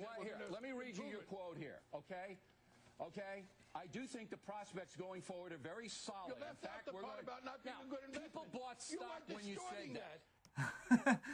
So if he's telling the truth, what Bill O'Reilly's doing is continually, fucking bullheadedly reading the same exact quote that is chopped up. It's called quote mining, where you look through something somebody said for something you can take out of context and use to slander them. If what he's saying is correct, then before he said all the shit Bill O'Reilly's saying, he said, it's not a good investment, but here's my political speech thing. It's gonna turn out great, hopefully. We think it will. It might not.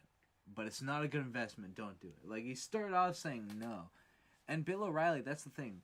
He's the hero of the idiots. So he stands tall above the fucking troglodytes. And he's the fucking strongest troglodyte. But he still just found a way to manipulate the emotions of a bunch of fucking cave dwellers. Cellar dweller. 1990 fucking 2. Like, that's what he's doing. Really. Because even if this guy did do that, the fucking, oh, I'm bullheaded, crush you with my fucking thing, that's only going to get the people who already agree with you laughing, like, yeah, you get him, fuck yeah, kill him. Like, I do that when I watch wrestling. But when it comes to real world issues, I'm sorry, it's got to be a little more fucking serious than a fucking WWE show. No shit. You know what I'm saying? Like, fuck, man. Bill, you're lying by your This is what you said. Not lying. I played it and I read it. What about the part where I said it wasn't a good investment? You said it's not the investment right now, but going forward, this is going to be solid. Right. And People you don't buy it right now. I didn't say solid. I didn't say swell. You distort consistently, and you think ranting and raving. You don't want to talk about 1994 like no history is relevant. He's killing him, honestly. He's like, you won't play the whole clip of what I'm saying. You won't even let me respond with the parts of my quote that are more nuanced. And you want to talk about 1994 like it's irrelevant. Obviously, you don't care about history, apparently. Which, if you're conservative, the history of George Washington leading a group of wooden teeth to go fuck some sheep. Like, that's the most fucking expensive brain story that you have as a conservative. And this guy's like, look at him. He's like, oh my god, this guy's looking, he's over here saying, this guy. Oh my god, that's a nightmare squid. This is the part of the show where it gets good. See, I think the problem with the last episode is we started off this messed up. But then this episode, at this point, we are this messed up. And we're getting towards the last half. Last time we were already this messed up towards the last half, and then the rest of the episode was messed up. Luckily, hopefully the stream is coming out in one part. I'll try and edit out the bullshit. Sorry for all the live viewers we probably lost. Let's listen to Debilitate Bill. Hold on, that's disgusting, dude. It sounds like squid guts. But all I gotta say is, oi, Bill O'Reilly from the Shire. Bill O'Reilly. Oi, I'm Bill O'Reilly. Fuck it, we'll do it live. Administration, conservative, so I know. It's all the conservatives, it's all the Republicans, and not you. None on you. That's I feel like Bill O'Reilly is getting some digs in, if the story as I believe it is between us talking. But you out in the audience, if you're doing this and you're agreeing with it immediately or one or the other thing that we say, quit immediately and go find out for yourselves, and then post in the comments and school us on what the fuck the realities of the situation is. Yeah, because we're uneducated fools. We're going off our literal own biases. Years of growing up and seeing this when you're a kid and thinking about it one way, and me of just seeing it right now and being like totally like liberal bullshitty and being like, fuck that guy, fuck Bill O'Reilly, everything this guy says is true. When it sounds like they're both pieces of shit. So the truth is somewhere in the middle, and you should go find out that middle for yourself instead of agreeing with one or the other. And then write in the comments and roast us for being dumb fucks. And that is the inspiration, the inspiratory, which is a word I just made up, attitude towards this show and free thought. Fuck it. I suck. You won't have a rational discussion. A joke. The joke was think I could have a rational discussion with you. The joke Oh, that's so good. That's like some Italian shit. The joke is thinking I could have a rational discussion with you. One guy, Cox, says, yeah, I screwed. It reminds me of a movie we would have to watch on this show called Spookies. There's like some kids going to a Halloween party, and they get out of the car, and the old guy's like, I don't think you know where you... He's like, what are you doing? I'm trying to get us to the fucking party. He's like, well, what are you doing? You just about killed us. There was a big branch in the way. Help me move this thing. They move it, and the older looking guy goes, do you know where you're going? Cuts to the younger guy. Yeah, I'm going nuts having to listen to you. God damn. Good shit. I think this is a good freak out too. I listened to this at work, so I don't have the biggest recollection. Say, here are the programs that are going to go down. Here's how we're going to reform Medicare and Social Security. Pause that. That's Sean Combs from Hannity and Combs. Holy shit! Holy oh my fuck. god! Sorry, I dropped the laptop, everybody. His eyebrows, I'm telling you, they rise higher and higher and higher and higher as he talks. It's weird, man. Dude, he looked like Gary Oldman's Dracula. Like, it was fucked up.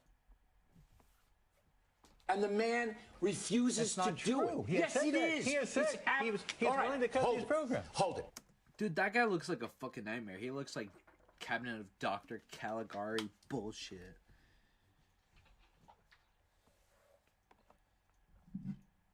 I'm turning this down as loud as fucking balls. Because now I'm getting teed off of you. Give me one damn program he said he cut. He has cut entitlements. He has cut Not entitlements. One program. What do you want to yell at? Because I always love how everyone's just like, dude, holy shit. Wait a minute. Like, we were just talking. about this. I thought this was a news show. We were going to discuss issues like gentlemen. And Biller is like, I'm losing my shit. He's like, I'm fucking pissed off at you. Dude, you know what the fuck my conservative talking point means? Listen, I've been up all night drinking whiskey and molesting my interns. You're gonna say exactly what I want to hear, or I'm gonna yell over you.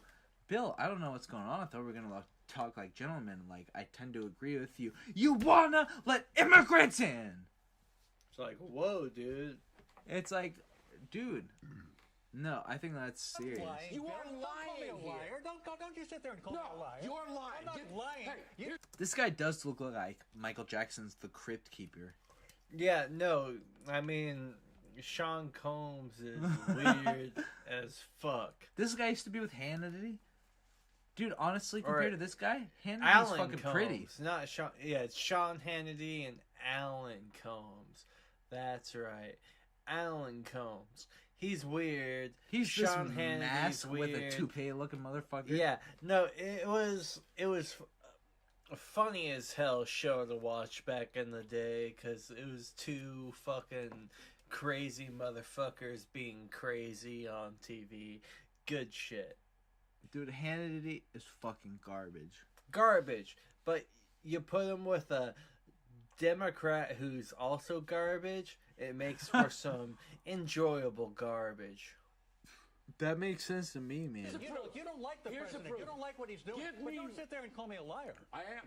Give me one program. I I am. have a disagreement with you calling me a liar. That's not necessary. You're lying. That's not necessary. You are lying. I'm not lying. We have a There's a disagreement. proof. There's a difference between having a disagreement and calling me a liar. Yeah. That's a personal This attack. is why I'm calling you a liar. Give me one program he said he cut. He would cut Medicare and Medicaid. That's He would actually not cut. Damn. He's like, here you go, right here. Biller's like, no.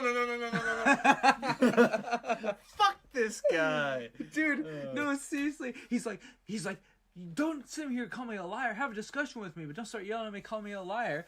And then he's like, hey, you're a liar. I'll tell you why you're a liar. Because you haven't named one program President Obama said he would cut. And he didn't specify something he would really cut. He said that President Obama would cut. Name me one. And then he goes, okay, you want one? He said he'd cut Medicare, which became Obamacare, you know? Like, of course, now it's not because of Trump, if I'm not mistaken. But, fucking... Yeah, so all that shit happens, But he gave him one. He's like, he'd cut Medicare. And then he just said that... Well, what did he say? Let's rewind it. Listen to Bill O'Reilly's response. Yeah. Oh my god, I almost went back to the beginning. That would have been a fucking nightmare. Okay, let's hear this. Liar. Give me one program he said he cut. He would cut Medicare and Medicaid. That's he would actually not cut a specific offered cuts to those. program. You asked me a program. Those are programs. All right. Those are programs. Okay, you know when he has said anything. Oh my god, like this blonde lady's just here? Why is she there? Obviously, Bill O'Reilly is just like, I have it out for this guy. I want a cute chick in the corner. Alright, so, fuck you dick shit. And then like, Alan comes like, holy shit, what, I thought you just wanted to talk to me. I didn't realize you were going to yell at me about this shit. And she's like, okay, so let's get back on track about Medicare. What are we talking about? She doesn't even know anymore. Dude, seriously. But this was part of Fox News' quota for a long time, which was, if we're going to have a woman on our show, she has to be a blonde in a fucking dress and a pantsuit. Oh, yeah, totally. That was their thing. So she was probably just one of the many Megyn Kellys and SD Cups and whoever of the world. You know what I mean? Oh, yeah. That even approaches what you're saying, Alan, he doesn't mean it. I'll give you a specific example. I want to say with calm. I want to say with calm. All right. And Bill O'Reilly, he's like, listen, you're our stock woman to put on this shit so that we have a woman in the front, and we made you fit all specifications. But shut up, bitch. The men are talking. It's like, holy shit.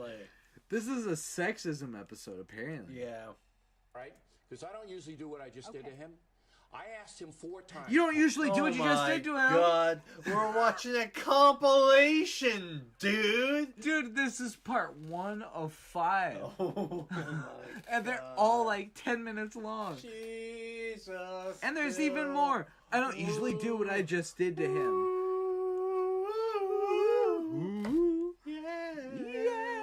Bill O'Reilly. Hit harmony with me. It should go like this. It should be like... Oh, Bill O'Reilly, you're a dickhead. Woo!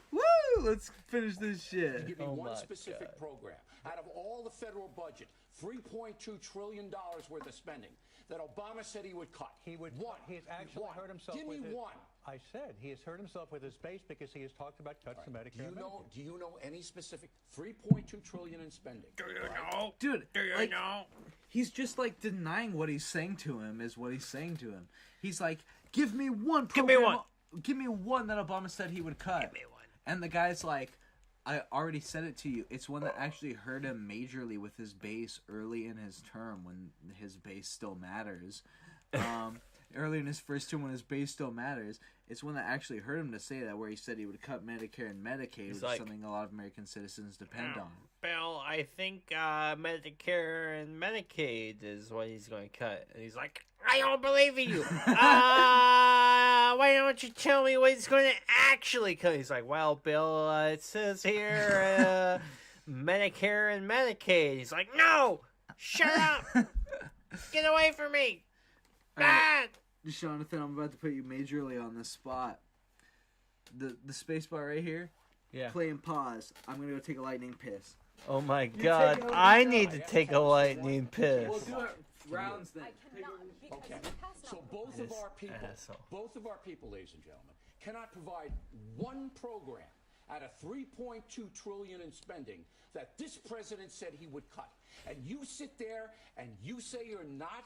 You're accusing the president of wanting the people to suffer in this country. That's absolutely untrue. You can disagree with him. That sitting in an... That's based, like, if we're talking Obama era, he didn't want people to suffer in the country. Good president, really. Did some weird stuff, but pretty cool, mostly. So, you know how it goes. I don't know. I'm just waiting. Dave's not here.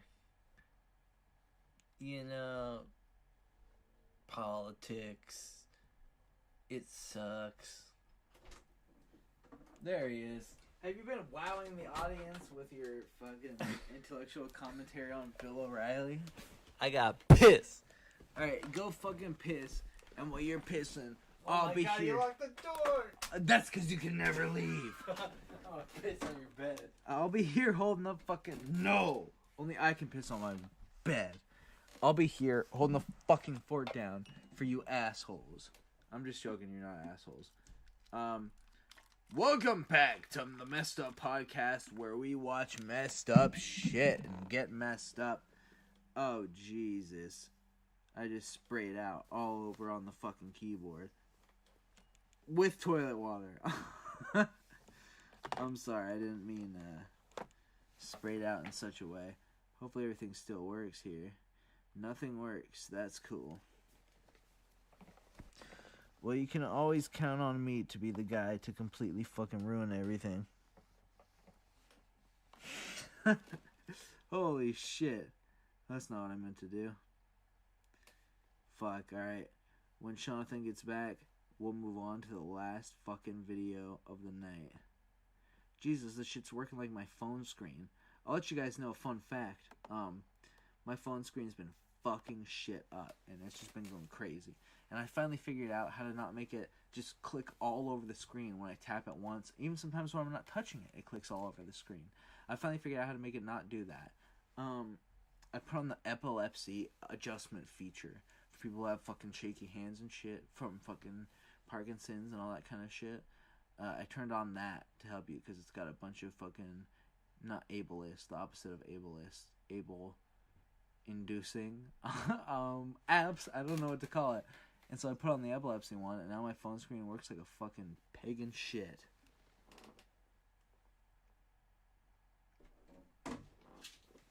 I think that motherfucking man is back. You guys just got to see 2 chapters of this story before it comes together. This is like a Quentin Tarantino movie.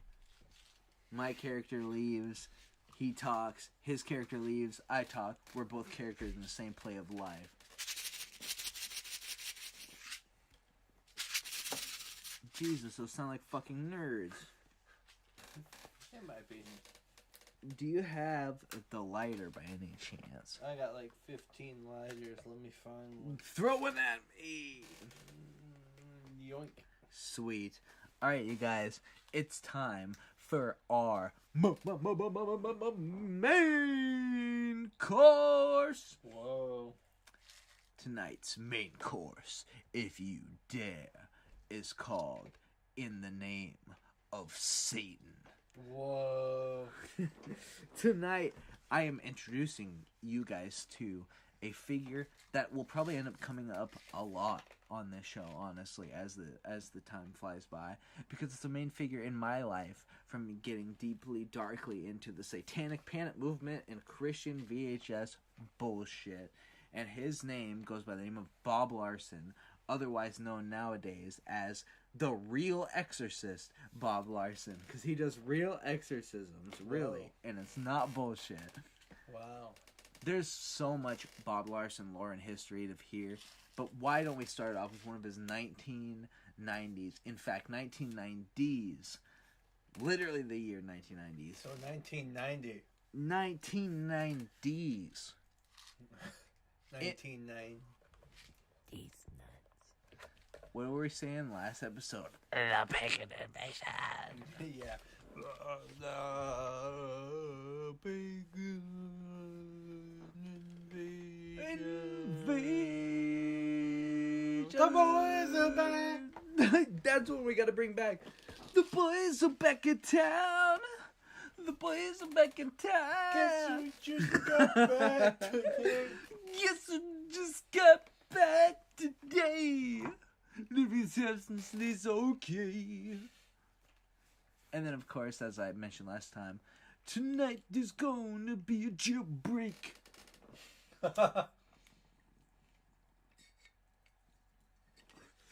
We're smoking, Pumpkin. How about this? Let's do this. Every time they say, because I remember they say it a lot, every time they say the phrase, in the name of Satan, in this video, we have to both take a sip of our toilet water and a fucking hit of our pumpkin. I don't have a whole lot of toilet water left. That's fine. We can do pumpkin. I got a whole thing of pumpkin right here. We got pumpkin for days. We'll fucking hit it every time they say in the name of Satan.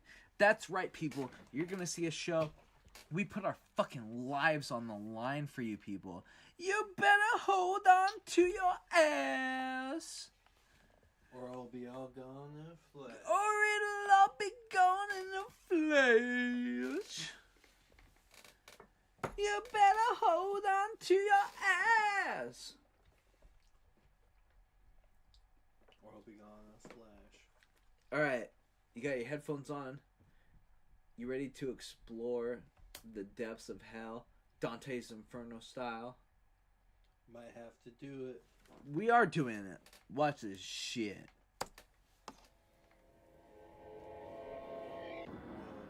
Holy shit! Wow, am I watching a Nat Geo documentary?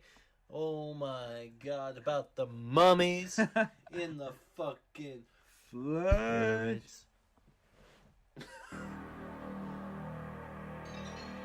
People were chained. They were beaten. They were stuck cut. Stuck cut? They were chained, they were beaten, they were Stuck cut. Fuck this asshole. Fuck this guy. Fuck him.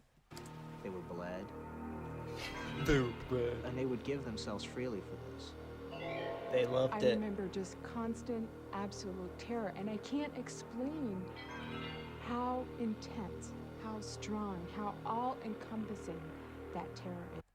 Holy shit, what kind of traumatic shit are they talking about? Were they involved with, like, Ted Bundy? Like, holy shit, what could they possibly be talking about that's as traumatic as that? Unless you do this, you're gonna get killed. You're gonna die. I watched them take the lives of children. I watched them take the life of my twin brother. Fuck yeah. I'll get more, that might seem shocking at first, but I'll get more into that later about why that's fucked up, because they'll go through interviews with each one of these people and they'll all explain their story. But first of all, I do have to mention something. On the last episode, we watched an anti-Halloween VHS film, much like this one, called The Pagan Invasion. And it rocked. It did rock. We watched Pagan Invasion Volume 1, I think, like the Halloween satanic shit. But now we're in November, and I remember last episode I was talking about, they ended up showing this guy called Glenn Hobbs, who's a piece of shit. Yeah, Glenn Campbell. Fuck Glenn Campbell. Yeah, Glenn Campbell sucks my dick. Yeah! Glenn Hobbs looks like fucking Jimmy Borghi, man. Yeah, so, he looks like a pumpkin. So fuck Glenn Campbell. He looks like a pumpkin. What was I even talking about? Oh yeah, when on the last episode, I remember mentioning Glenn Hobbs and saying I'd seen him in another Christian VHS film. I don't think it's this one, but I did remember, because in that video I'm telling, at one point I say, there's one of these Christian VHS videos where this guy shows up with a completely different name and tells a story that's literally the exact plot of the horror movie. Yeah! And you remember that. I remember that shit. Guess what? It was that episode. It was that VHS film because quote-unquote Glenn Hobbs's entire story in that thing is word for word, point for point, story plot line for storyline, the direct exact plot of a 1984 film called Hack-O-Lantern. Whoa. So Glenn Hobbs is a bullshit artist. And I can't remember what other video he showed up in, but I know he showed up in another video, and we're just going to happen to come across it, because we're going to be watching the shit that I used to watch. We're coming for you, Glenn Hobbs. Glenn Hobbs, we're coming for you, The Glenn Hobbs trilogy. Remember, we got to take a hit of pumpkin every time they say the title. They didn't deserve to live, you know? They begged by their actions. Fuck this guy. This is Sean Sellers. Now, let me tell you guys about something now. Sean Sellers is a kid who was a dumb piece of shit kid and walked into his parents' room and shot both of his parents in the fucking head because he was pissed off. And Wow. then he went on trial and Wow. he tried to do this whole, oh, I'm a Christian now thing, Hell and yeah. say, actually, it was the devil who made me Ooh. kill my parents. And it wasn't just me being a crazy, angsty piece of shit. It was the devil. And then somehow that ended up getting him, like, some insanity pleas. So it took a long time for him to be executed. But Christian VHS Films lapped up this guy and interviewed him every day. Made this guy fucking famous among Christians for shooting his parents in the head because he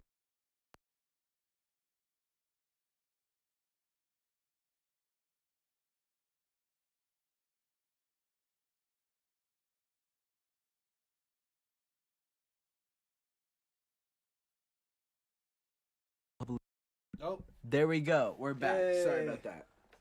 Anyways, I was talking about Sean Sellers and Satanism. Let's watch this shit because this is our main chorus. To be killed. This is Jesus. inhuman. It's absolutely inhuman. Burn children for fuel. Hold on, Sean. You gotta see this.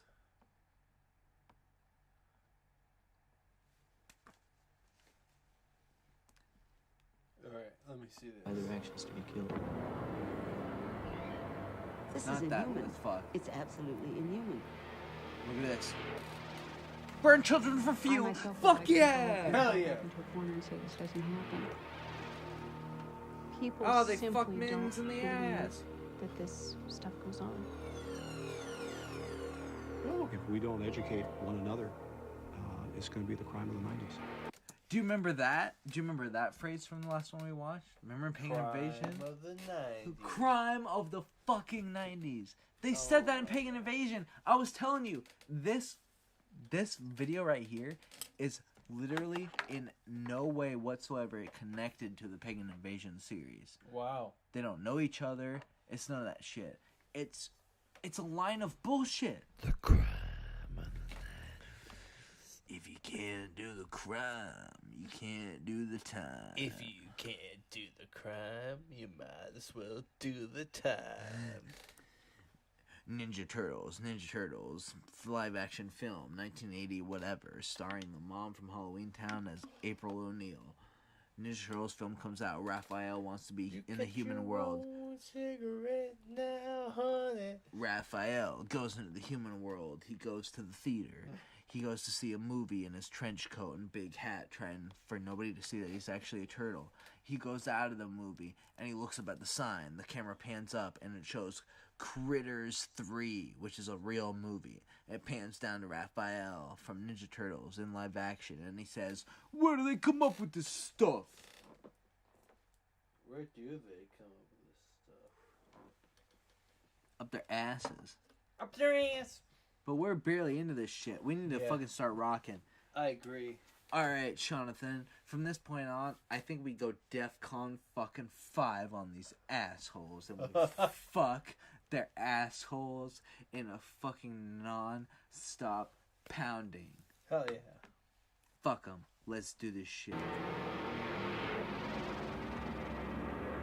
Remember, take a pumpkin. Take a pumpkin every time they say in the name of Satan.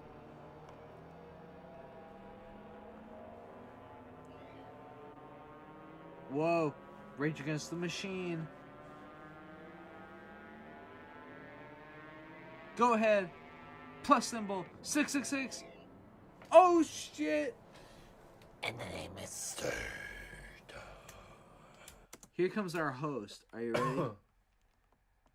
And remember, we gotta take these fucking hits of pumpkin every time they say in the name of Satan. And the title card, the title card counts. You got your own cigarette now, baby. You got a friend You to got be. your own cigarette now, baby. Tonight there's gonna be a jailbreak. Wait, hold on. Here he comes. Satanism. Most it conjures images of medieval black masses or sinister deeds done for the devil. But simply said, Satan... Dude, bro, look at how square this motherfucker's head is. This guy, okay, we're talking about his head, but all he had to say is, look how square this motherfucker is. Like, this guy, like, you talk this guy, he's like, I was never really into the Beatles. They were too hard of a rock sound for me. That is this guy. I mean, Jesus. I gotta mention that that's some sort of comb over. But it makes him look like SpongeBob SquarePants human version. Dude, that's Squidward in person, if I've ever seen him. He's too yellow. He's got the big ears. He's got that big square yellow head. He looks like SpongeBob IRL, dude. He looks like Ricky Gervais playing a character. He looks like Ricky Gerfuck-ass. Yeah, dude, if you fucking took an old-ass Dumb. motherfucker dumb. and you fucking made them look like a dick shit. Like a dickweed! Is the belief that evil is excusable and attaining power to control people and circumstances is desirable. Hell yeah. Whether you believe in a literal devil is not important in understanding Satanism's effect on our... And this is something they did in the last one, too. They're like, whether you believe in Satan and Satanism or not, it's still real, and it's still killing people. The scare tactics, they're like, it doesn't even matter if you believe in it or not. It's happening, and they're coming for you. So don't believe it, that's fine, but they're just gonna kill you. It's like, what kind of gaslighting, manipulative shit is that? It's bullshit. It is bullshit, and they did it in the last fucking episode, too. They did it in the last video. And I'll stress again, these aren't related in any ways. And as the show goes on and we watch more of this shit, it's gonna be even crazier, because then we're gonna see how all of it's connected. And these are bullshit talking points, and this leads to everything else we've talked about this whole episode about biases and bullshit. There's actually a great theme going on here that I didn't even consider when the fucking episode first started. But this is another case of that. For example, I know somebody whose mother, back in this era of time, like the 90s, wouldn't allow them to watch Care Bears because when they shot out rainbows and stars out of their stomach, that was actually satanic, and they're using satanic magic, and that was against Jesus. I can't believe that. And this is someone I know super closely, so it's fucking insane that that's true. And it is true. That same person once told me that they were at one of those churches, and it was a Baptist church, and it was in the state we live in now, which is not a southern state, so it's crazy to think this. But it was in the 90s, and it was that there was a pastor and his daughter, he caught his daughter listening to Bon Jovi records, so he beat her in front of the church. Wow. And this person I know in the 90s saw this happen in a Baptist church in the Pacific Northwest, which is not the Deep South. It's literally the most liberal place on the planet right now, and it was happening here. Jesus.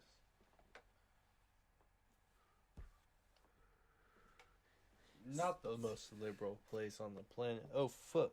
I'll burn my fucking room down. Why don't you? But, oh my Holy fuck the stream, I guess. Oh my god. That was a fucking nightmare on tape. Nightmare on fucking Dick Street. Oh, lay on me, lay on me. Come on, hit me with it, hit me with it. Come on. Oh. Yeah, motherfucker. Alright, let's watch Cock Larson talk about his bowel movement. Society. Dick The Larson. evidence is in. Satan worship and satanic cults are growing rapidly, and adherents of these ideas are becoming more vocal and more dangerous. These symbols of Satanism are turning up everywhere. Holy shit! Where's he fucking hanging out at? That he just walks out of the fucking pitch blackness and there's satanic This symbols on guy every wall. Looks like a fucking bozo. No shit. Okay. Make like a tree and get out of here. Hey, buddy, why don't you make like a tree and get the fuck out of here, you fucking ugly ass comb over grandpa suit wearing motherfucker. Fuck that bitch up. Nem. On clothes, on album covers, Nima. and even on bodies of murder victims. Nima Pentagram. Law enforcement officials admit that satanic Are you cults smoking operate fucking in pumpkin over every there? community in America. I'm about to smoke some fucking Young pumpkin. children from Oregon to Massachusetts say they've been raped, tortured, Jesus. forced to watch small animals killed during satanic ceremonies. School officials in many cities This report didn't high happen. school. I'll let everybody in on another secret, just so we have some. I'm actually good for now on the pumpkin, but I'll let everybody in on a little secret. The motherfucker, he's talking about all these children getting abused and shit by ritual crap, right? Yeah. The whole satanic panic movement of the 90s. Obviously, it was crazy Christian bullshittery forever. But once this area of the 90s rolled around, there was a school, a preschool type thing, like a daycare, run by two people of a respected kind of community. And they had an actual kind of school. It was involved with the local government and stuff, and kids went there. But it was an older, kind of 40-something couple who ran it. And they ended up actually, like, molesting and abusing a lot of the kids there. Yeah. And so that was a big trial over the country. And then the police literally egged on these kids who had been through some real horrific shit to talk about how, oh, they were actually satanic and witches and stuff, because this was a big agenda trying to be pushed. So that's one of the things that blew up satanic stuff. They're like, kids of this local daycare say they were sacrificing goats to Satan so that this and this would happen, when this bad shit was already happening to them, and they made up this other bullshit for the media to try and sell this kind of shit. So there's literally, and I can guarantee you, no evidence of any of these schools where satanic rituals were happening to children. There's no evidence of that being real, because it's not real. And if there is an actual case in what he's talking about, it generally ends up being the people who ran it were just pieces of shit and ended up touching kids. And then when the media came knocking along, they tried insanity and demons and Satan to get out of the plea, because that was the hot new trend. I'm just gonna say this. Look up online, on any news source, local areas with random churches in the area and sexual assault charges. You'll find at least one. You fucking definitely will. Okay, well, I think I said this last time, but it's lightning round time, our quickest roasts. We just gotta go. Satanic groups. A Chicago policeman told us satanic crime makes gang activity look like a nursery school. Ooh. Satanic crime really makes the black crime look like preschool play. It's like, okay, prey on our whiteness more, you scumfuck. Away in denial of such unspeakable horror. If you think I'm exaggerating, watch closely. Listen. I'm watching with two eyes on my asshole, Bob. Oh my god! They're gonna use Richard Ramirez, really? Richard Ramirez. Richard, the guy that we always use. Dude, I'm pretty sure in the last video they talked about Richard Ramirez too. No shit, because it's like the guy that we always use. Dude, it's always Richard Ramirez, the one openly guy satanic that guy. we always use. Literally, the only thing metal about Richard Ramirez, besides his killings, was that he liked AC/DC. And here's a news flash for you: AC/DC sucks. I was cold in the middle of the night.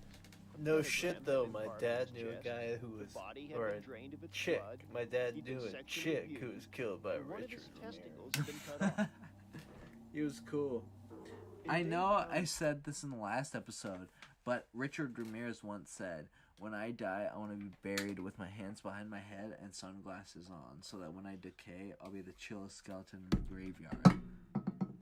I wear my sunglasses at night. So I can. Woo! Dude, that's the way you gotta do it. And the guitar comes in. It's no. That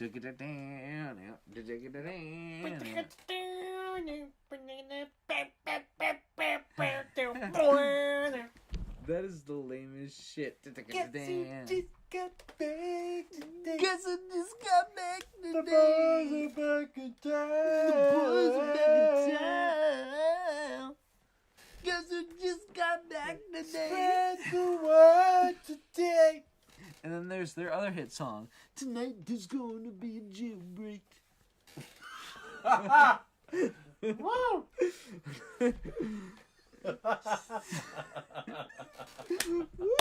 Oh man! Rip in pieces. Tonight there's going to be a jailbreak.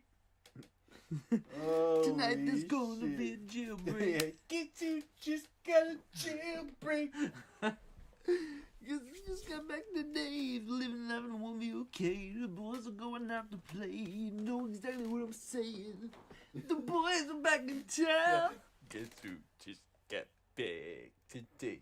Here's the fucked up thing is that Thin Lizzy has some really great shit. And Thin Lizzy's bassist / vocalist, Phil, whatever his name was an half African American, half Irish guy who was a fucking rock legend, and he was super fucking cool, and he died from shooting heroin needles up into his toes. Oh my god. Okay. He died while shooting heroin needles in his toes because he had such a bad addiction, and he rocked really hard. But unfortunately, the only thing anyone ever knows about Phil LaBoomafoo, or whatever his name was guess who just got back today? Living life is gonna be okay. You know, it's always rearranging. The boys are back in town.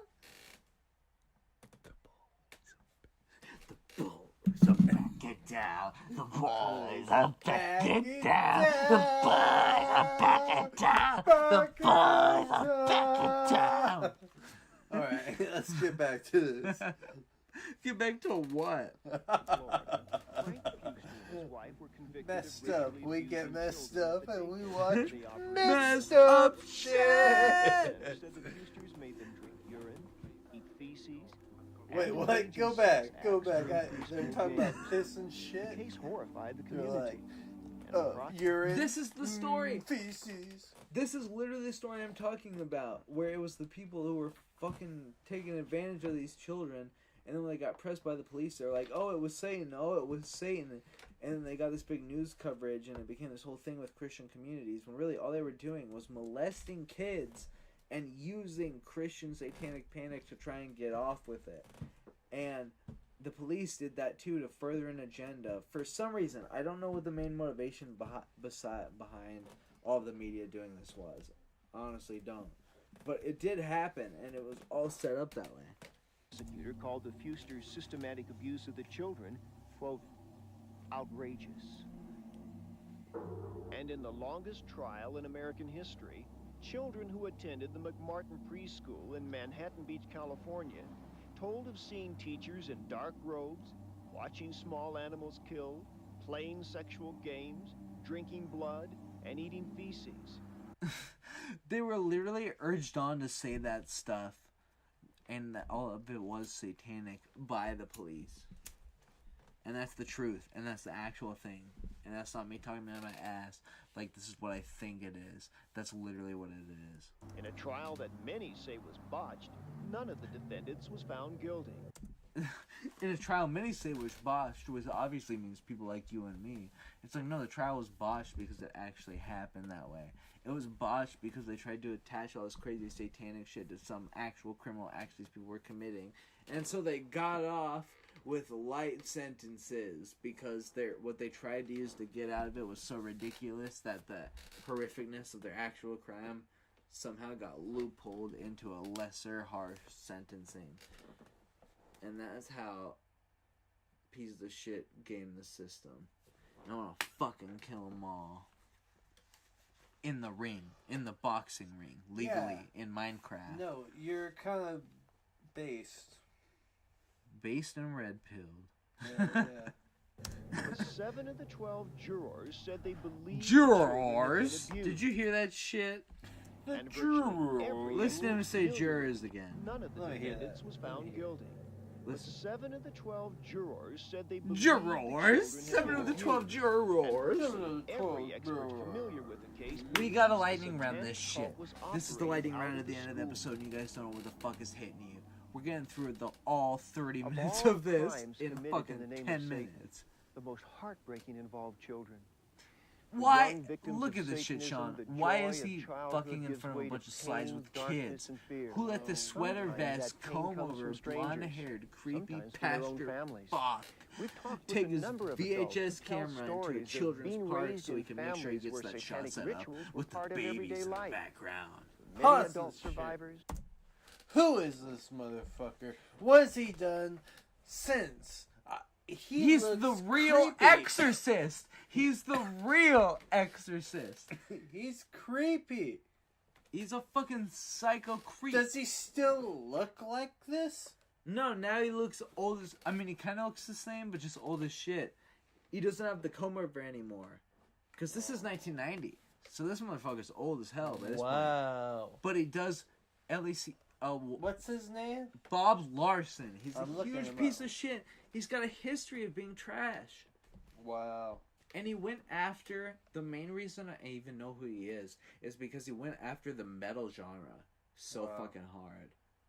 And that's how I found him. The thing that got me into all of these Christian VHS tapes was finding this guy. Oh my god. Look at him. That's him!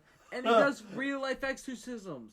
No, dude, Sean, seriously. When I was telling you that Bob Larson is going to become a mainstay of the Messed Up podcast for futures to come, I wasn't kidding.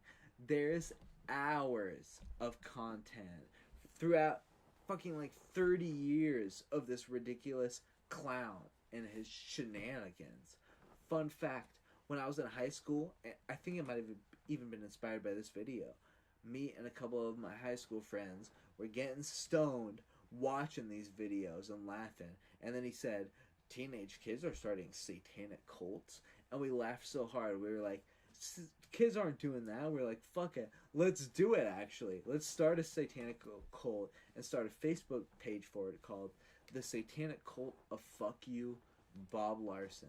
So we started that. We made it one night, stoned as hell as a joke, watching one of his videos, and then we forgot about it. Cut to like 4 years, 5 years back. I'm getting drunk by myself. It's been years since that happened. All of a sudden, I get a message notification. Somebody messaged the Satanic Cult of Fuck You, Bob Larson. I'm like, I haven't even thought about that page since that one night as a teenager when I was fucking stoned as balls. And somebody's sending it a message right now? This has blown my fucking mind. So I opened it, and it says, hello, I want to join Satanic Cult. I want money, sex, girls. I want girls and all money in the world and sex. And I want to give my soul to powers of Satan. Can you give it to me? All the things I want. And I remember looking at this message and looking at his Facebook page and being just, everything you're thinking about it is everything I was thinking about it. And that goes for everyone. And I was like, alright, well, here it goes. And I send him a big message, like, to get the powers of Satan, but it was all coded in bullshit. The main message was, you're a fucking retard, is basically how I wrote it. And he never responded. I was like, to get the powers of Satan, you must pluck the balls of a newt and be a fucking idiot. Like, and I wrote a huge long message back to him. That was all like, to get the powers of the Satan, you must destroy 30% of your brain cells and throw them into a pot of pure, unadulterated ignorance. And I was high, man. Back in those days, I was high. Their childhoods were filled with on pumpkin, torture, legally, sexual abuse, high in the clouds, cannibalism, and murder. Well, I have to I was say forced this. to help kill other children. I was forced to participate I'm in the messaging cannibalism. Barb Larson. Esther grew up on the East Coast. Dude. And so this is what I have so far. Dude, we're clowning on you. Like we all are. The satanic cult of fuck you Bob Larson will never cease. Will never cease. LOL. Smiley face. Crying, laughing, crying, laughing, crying, laughing. Cat. I don't know about you, but I think it's time for our last break of the night. I agree. And then we'll come back and we'll finish roasting this shit. So we have to remember, magnetic fucking memory. 627. That's where we're at in the video. We're gonna play for you guys some more of the soothing, sexy sounds of Bungus 3. Bingus. Coming to you live late at night. Bingus ain't shit but bunging us.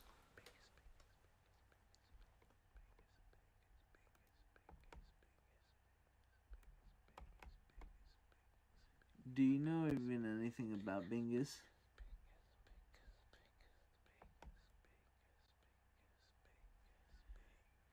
Bingus is for you and me.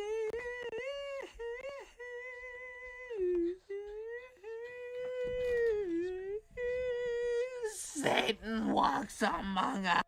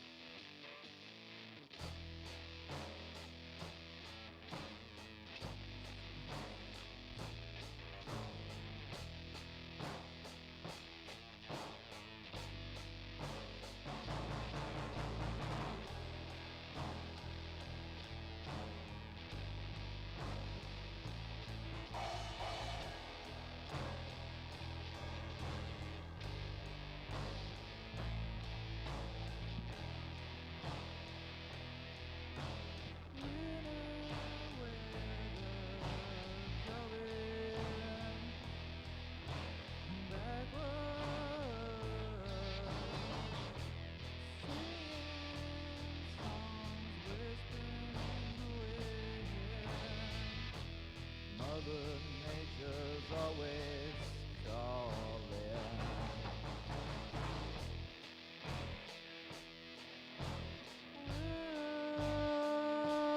Weather comes from the mountains, fall to you. From the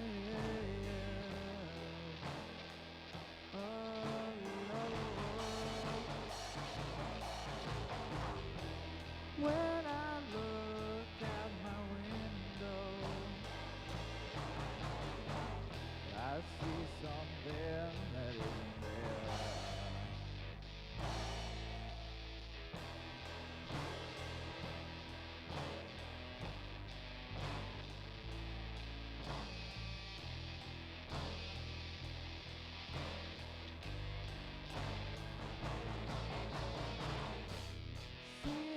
Sun comes up to greet me on another summer day.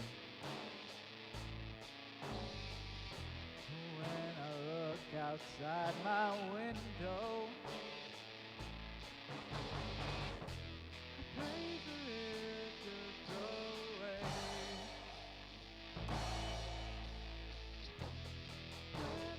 Time comes back around, it shows the thing that never seem to come to life. Summer ends and it's the same as when it began. 'Cause when I know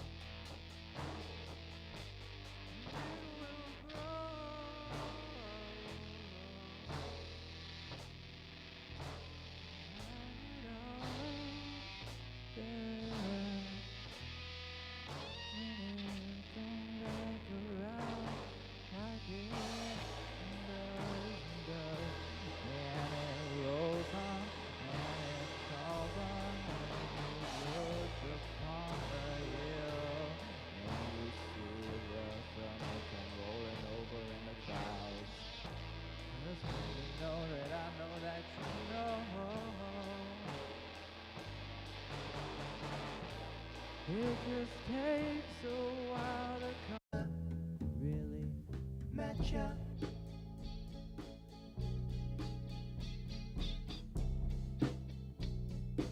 We're sorry for the inconvenience of playing the same song we've played 1,000 times.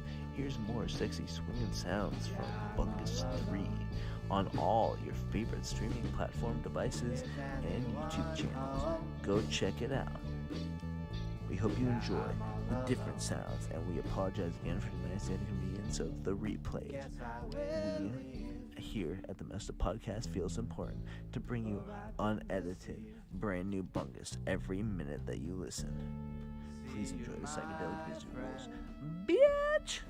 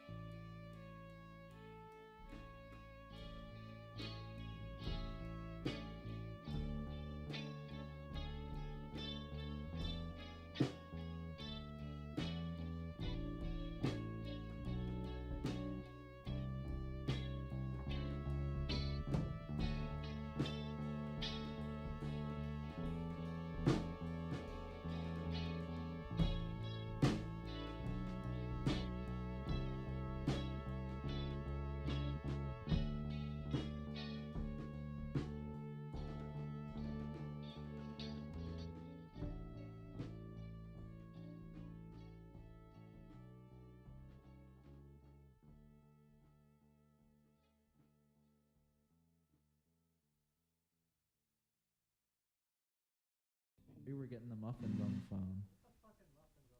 Get the fucking muffins on the phone. The song's about people being set free and slaves.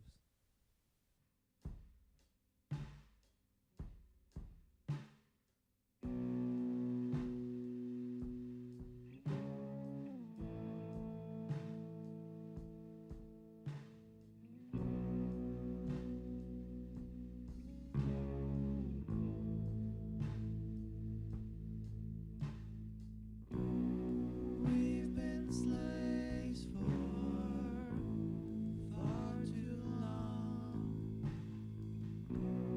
Ball and chain on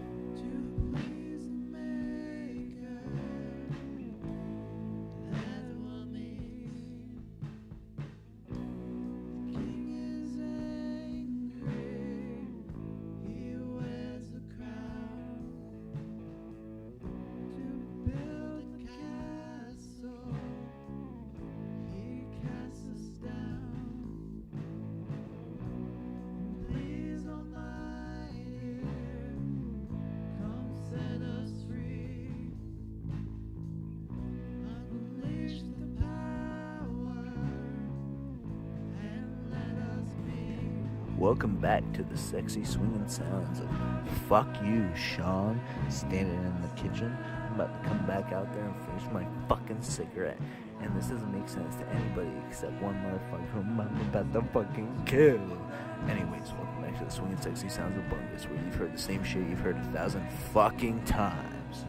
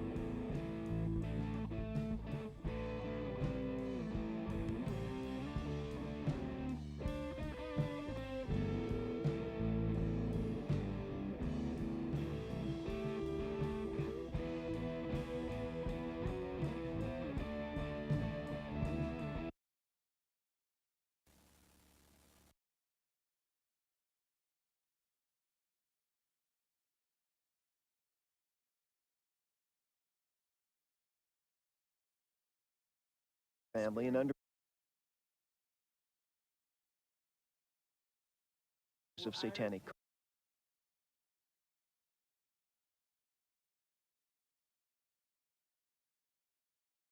Her And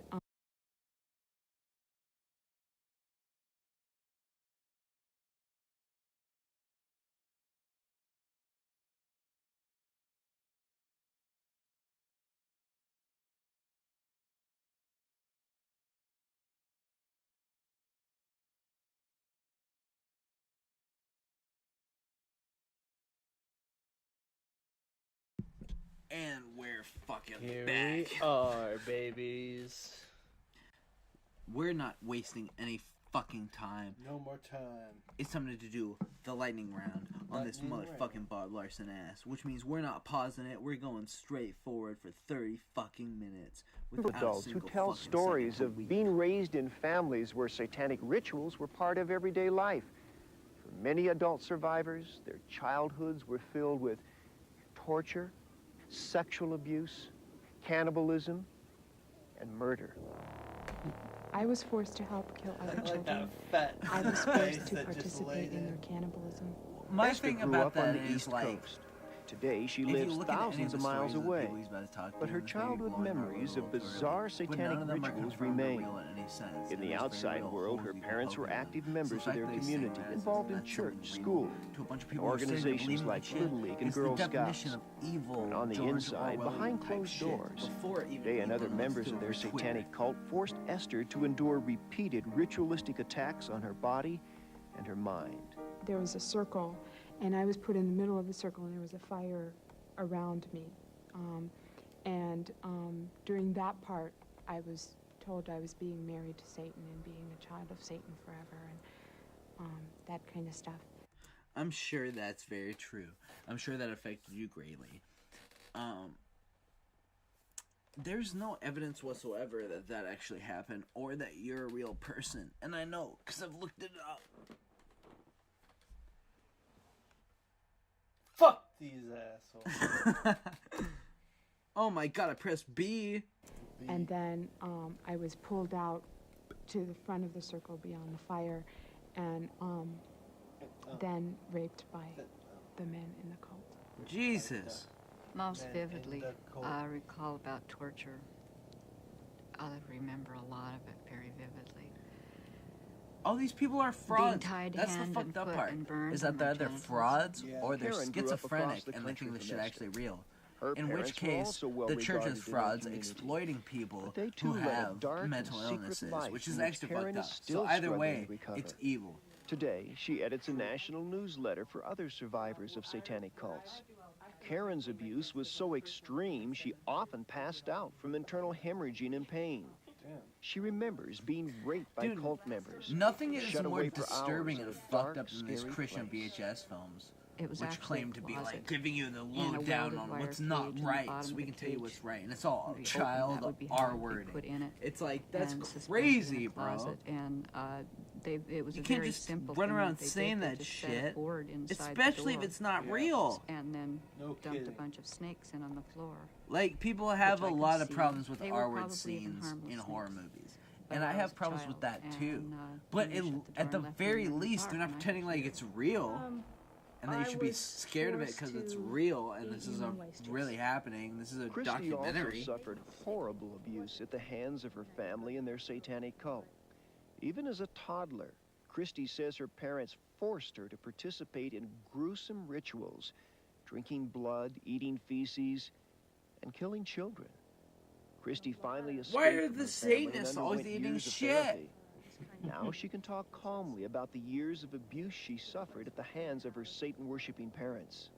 I remember being drug out of bed at midnight and taken to this dark cemetery where they would have rituals going on, satanic services, various things, and there'd be people chanting and the black robes. And I Oh, remember what one kind of of the horror first movies did I see this experiences week at the as a drive-in teenager theater? where I watched them sacrifice a little boy, And he was. If there is a blue whole eyes. cult of This is satanic cute adults who little are boy, he's about sacrificing 5 years old. children, and you've seen it with your own 2 eyes, then let me ask you a question. Why has there been no arrests? You fraud!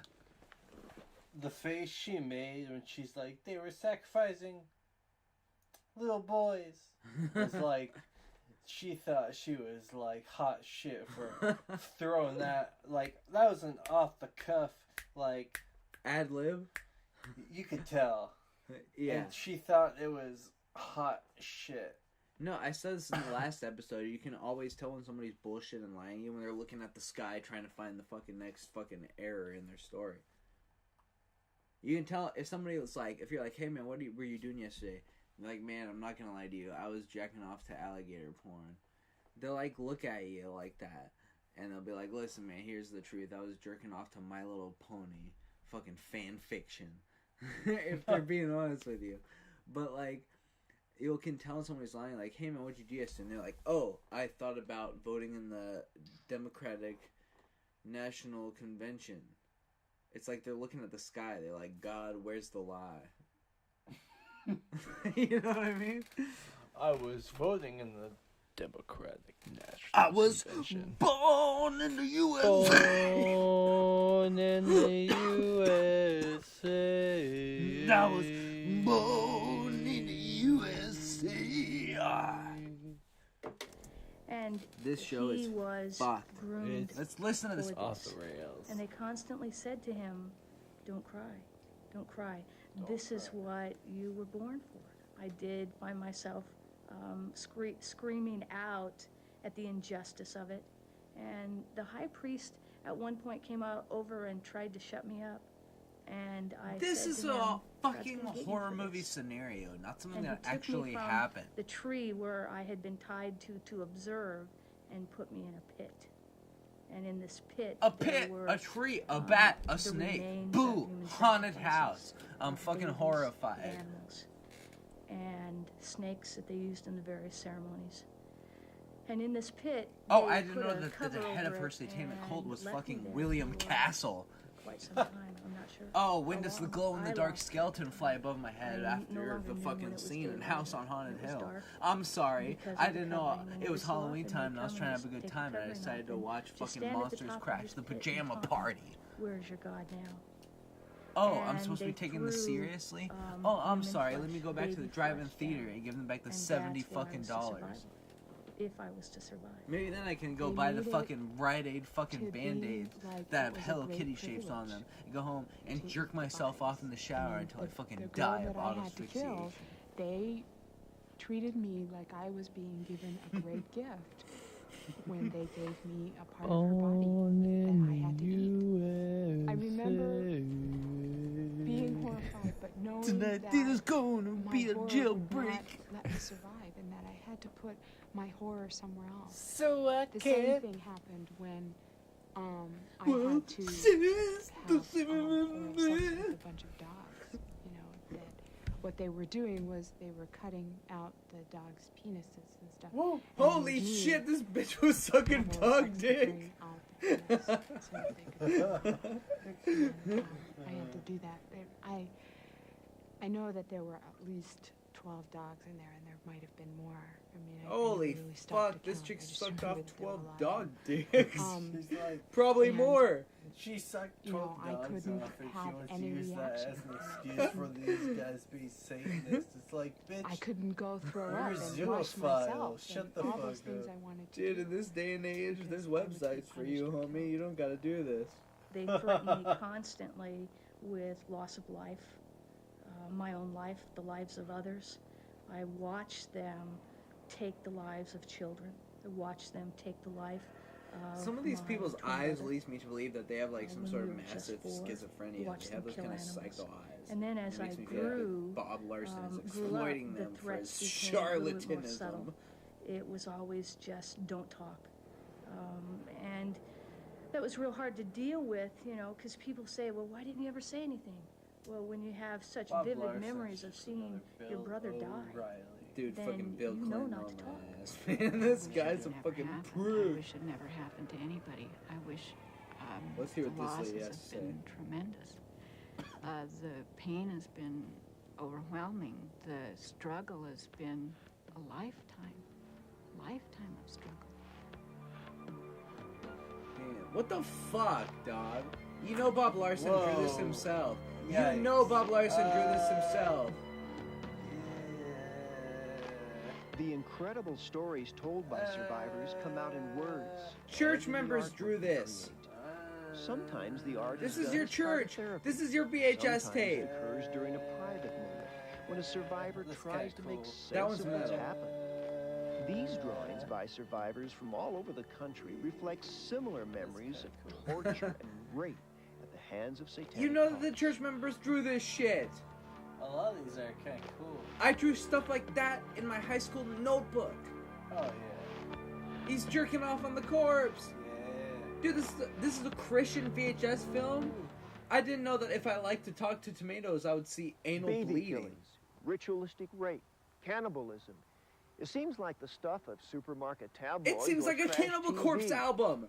We could dismiss Not all something of I'm this supposed to be using easily, to praising except for so many God. similar stories told They're by usually, so many they're literally, survivors. they're the type of The guys who would reality call of Alice Satanism Cooper is satanic in even the more 80s because he believable chopped his own head when you off. talk to And they use pictures reputable of real therapists life like those here gore at to Columbine shock Hospital Christian in parents Denver, into giving them Colorado. money. They're doing the They same believe shit, the except one's survivors are honest telling about the it. truth.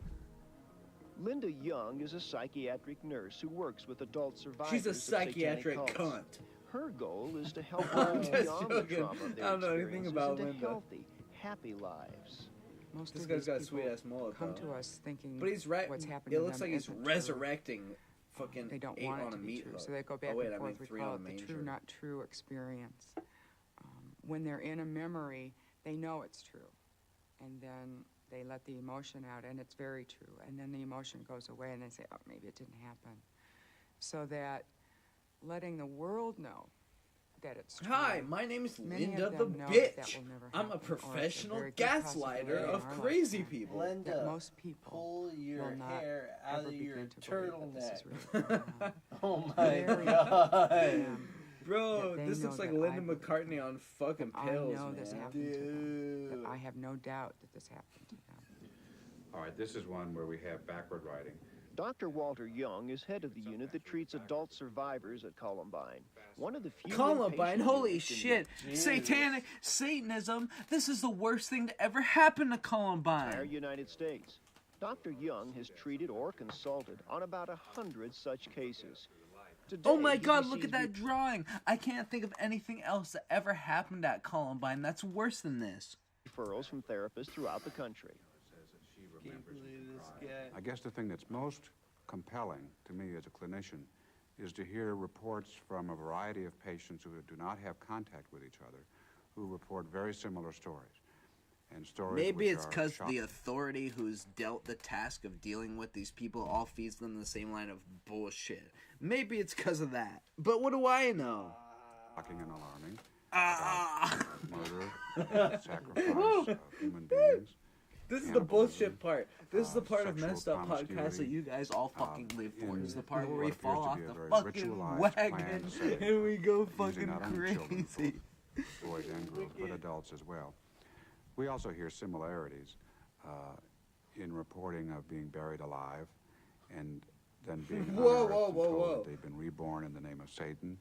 We have stories of people being married to Satan in marriage ceremonies. Whoa, There whoa, are whoa. repeated reports Here of comes serial the red. sexual Here assaults comes the with rain. the impregnation of a young adolescent and the destruction of that child by the mother itself. At least in the Paul name of McCartney Satan. never More wrote a recently, song we're called beginning to Hello, hear more Jude. specific techniques of indoctrination and torture.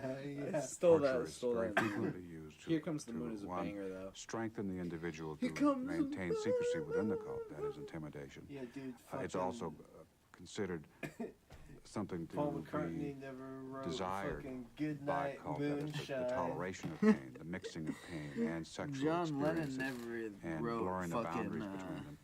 But it's, quote, to make a good soldier for Satan. What we're dealing Be with at this real. point, in my belief anyway, is a well-organized religious and cult-based John group Lennon never that wrote is Man wide is the open. cracker of the world. Pamela, Riddell is a private therapist, and the That's that chick from Gone Girls. Force of the Los Angeles No, County Women's Commission. that's the mom from Friday the Experts like 13th. Riddell are convinced Satanists can be found Is it at not? every No, level it's of not. society. But it could be going. They were also That's that convinced that the bitch number from of Golden practicing Girls. Satanists Dude, is I growing. can't talk and According listen to myself Riddell, talk at the same it's hard time. to get It's accurate so hard. information on satanic cults because Half they the time on exert this show, I almost sound more total messed up than control I over their actually am. members and their young Because leaders. my own voice is coming through my There are headphones several at a delay, purposes so I'm like, behind oh, I One don't the know rituals what's to go on, going on. It's because I'm listening to myself talk while I'm trying to talk, but it delays. It's like a literal pause in time. Holy shit!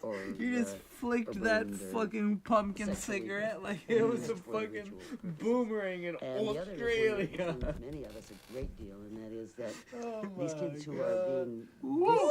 brainwashed Messed are up. being inculcated into This show a where we belief get in messed Satanism up on and we a watch very messed up basic shit. unconscious so level. messed up We that we in get fact, messed and up. they in fact And we are always end up doing this. trying to raise a whole The generation main of thing I'm Satanists. trying to get is not even the videos In the playing past, correctly. Just the satanic videos cults being have at the right maintained their volume that we can membership talk by over raising them their while own they children play. within the Because it cult. always starts off Now good, where we experts have see an real points and alarming real new world trend. shit. And by the end, Survivors say we're that just talking satanic shit. groups are And the fucking establishing videos just keep preschools you and entertained daycare while we be centers for the jackasses. sole purpose of recruiting vast numbers of small Sometimes children. we listen though. We are hearing This is a from fun those game we like to survivors play that it around is these a parts. deliberate and This game concerted is and called well-organized, Listen well-orchestrated for effort an entire to minute infiltrate without interrupting. And we'll start at the 20 preschool minutes in, system. which is coming up soon. Alright, you Psychologist ready? Catherine Gould is known nationally Super. for her Oh work my in god, I treating don't want to ritually change the video, abused children. please. She's Okay, deeply just give it a disturbed sec. that Satanists are preying They on blurred out children the at kid's such an face. He looks early like age. Pac-Man. The purpose Come on. is to 1 achieve minute challenge. an 1 minute indoctrination challenge. at an early 1 minute point challenge. age Fuck, when a fuck, child is fuck. going to be most susceptible to being 1 minute emotionally, challenge. intellectually, The and cheese grilled spiritually cheese hooked challenge. to the cult and hooked for life. grilled The idea is to 15 get the child seconds. under the age of 6. You abuse We're them, already you doing the challenge. I indoctrinate gotta them, fill you use them airtime for to get cult us to the purposes, challenge. What kind of you ironic break them bullshit down, is you that? strip Happy them of any Halloween, sense by the of way. It free just will. fucking You happened. strip them of any sense of connectedness to Here we go. 1 minute of listening family straight. and Go. to the positive parts of society, and you have somebody who functions for the purposes of the cult. And the idea there, of course, is that the cult can call upon that person later in life. Doreen Kenny is one parent who suspects that her daughter was the victim of satanic abuse at a preschool in Southern California. She had stomach aches, she had headaches, she would complain about various limbs hurting her, I mean screaming with pain, just absolutely screaming with pain. She complained night about terrors, symptoms of abuse that you horrible probably night didn't terrors. believe, so She you would helped make up the dress satanic from panic a thing to sell to the 3-year-old news to to a try and make 2-year-old. money She and had also been try and diapers. hide Finally, the one guilt day of the after fact that being you're in just a school shit about 6 months, parent. a little over 6 Get months, she had fucked. told my oldest daughter she was poked. And once Done for. I knew. What? Was that a because minute? of all the things that had been going on, I just knew in my heart that she Yeah. had been molested. No, it wasn't even a minute. Okay. At Sorry, first, Kenny sorry. assumed I her daughter was exploded. the victim of sexual abuse. and Minute, she placed let's the little go. girl in therapy. Over many months, however, the real story began to unfold. Kenny discovered that her daughter had been subjected to various forms of sexual and ritualistic abuse that paralleled activities common to satanic cults. 6 years later, her daughter is still haunted by fear. The most frightening stuff that is still with her is she believes she's being watched. Every red car and black car that goes by is watching her. Every lady that dresses in blue are kidnappers. They will kidnap kids.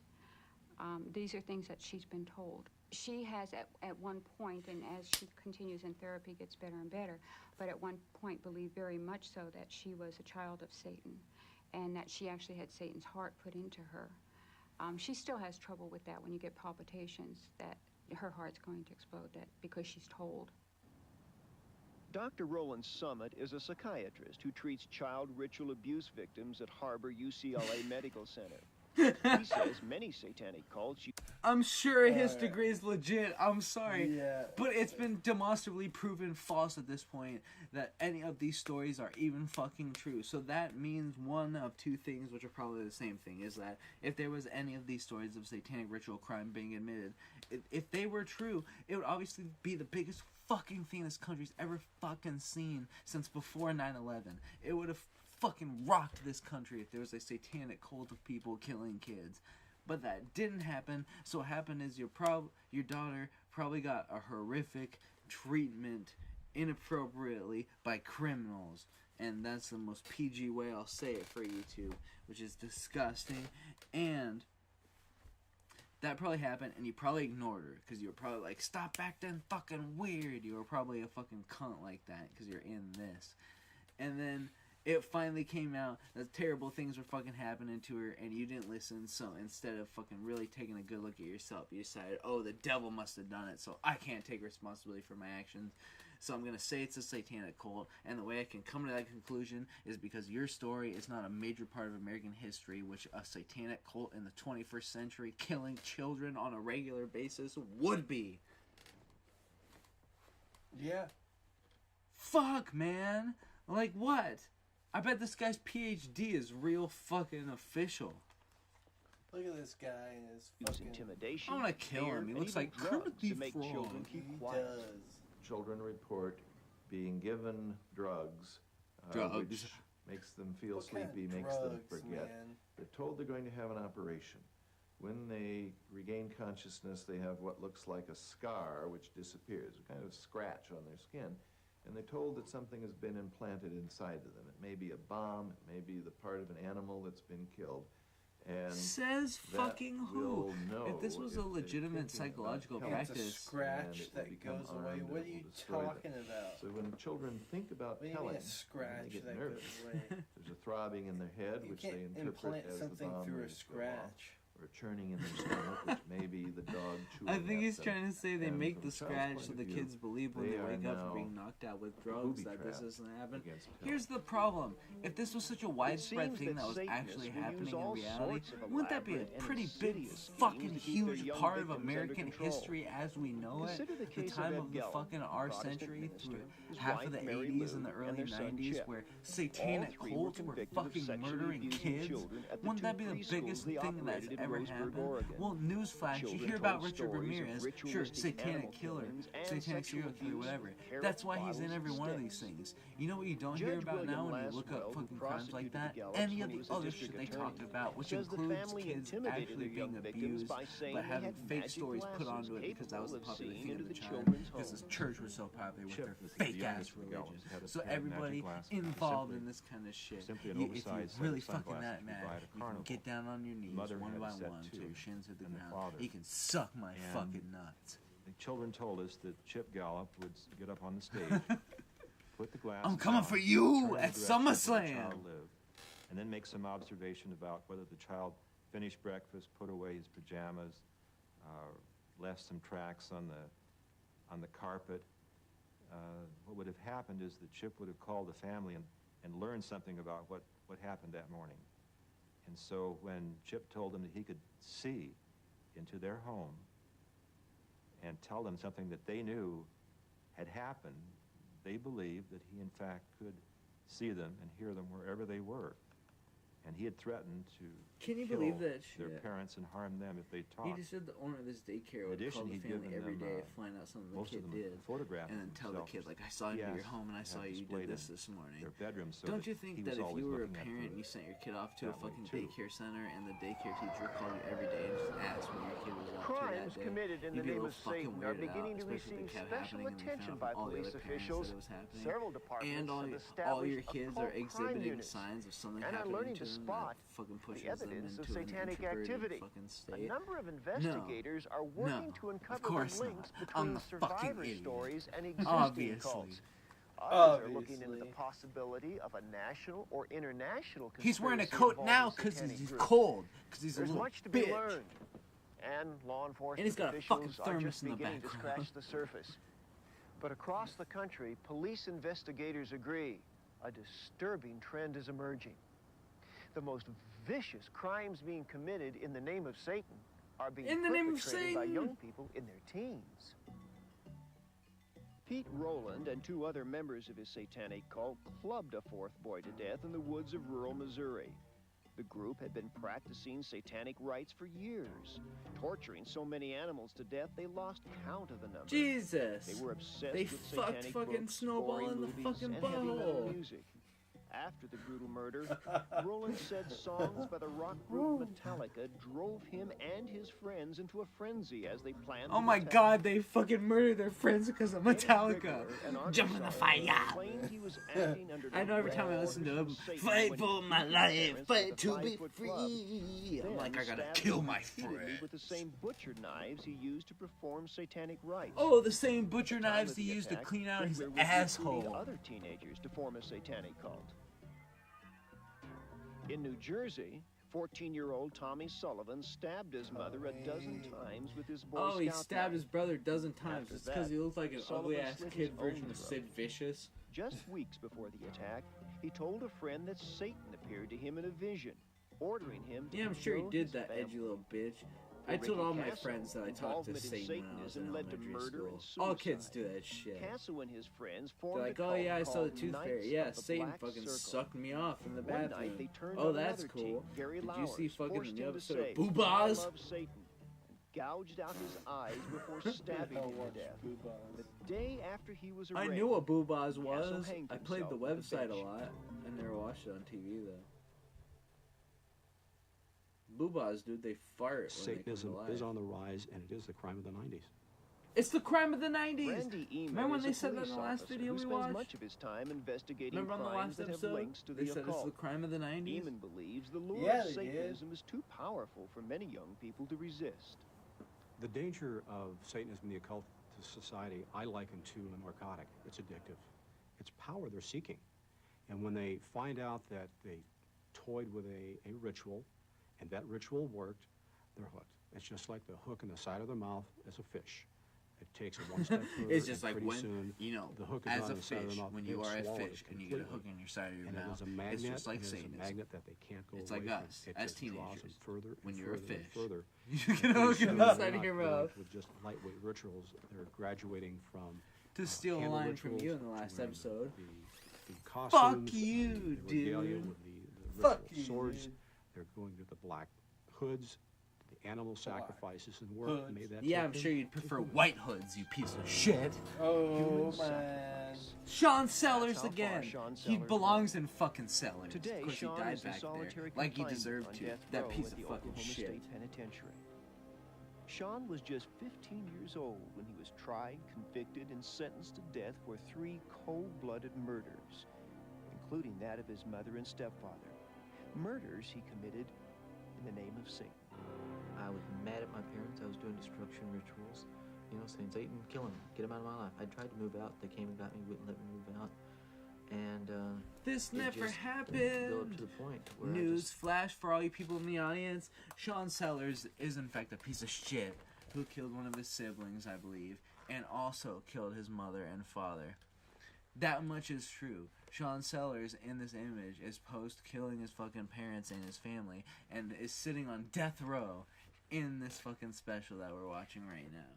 But Sean Sellers, oh, look at this, surprisingly enough, did not do any of it in the name of Satan.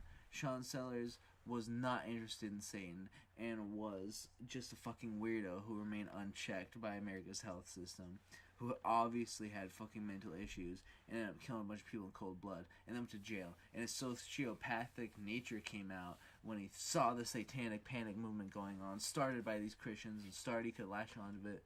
Next thing you know, he's in fucking Bob Larson documentary talking about it, trying to use this as an insanity plea. So he's trying to use their religion to get off with insanity, and they don't care that they might be aiding in the fucking letting off of somebody who literally murdered their family in cold blood just because they were a piece of shit.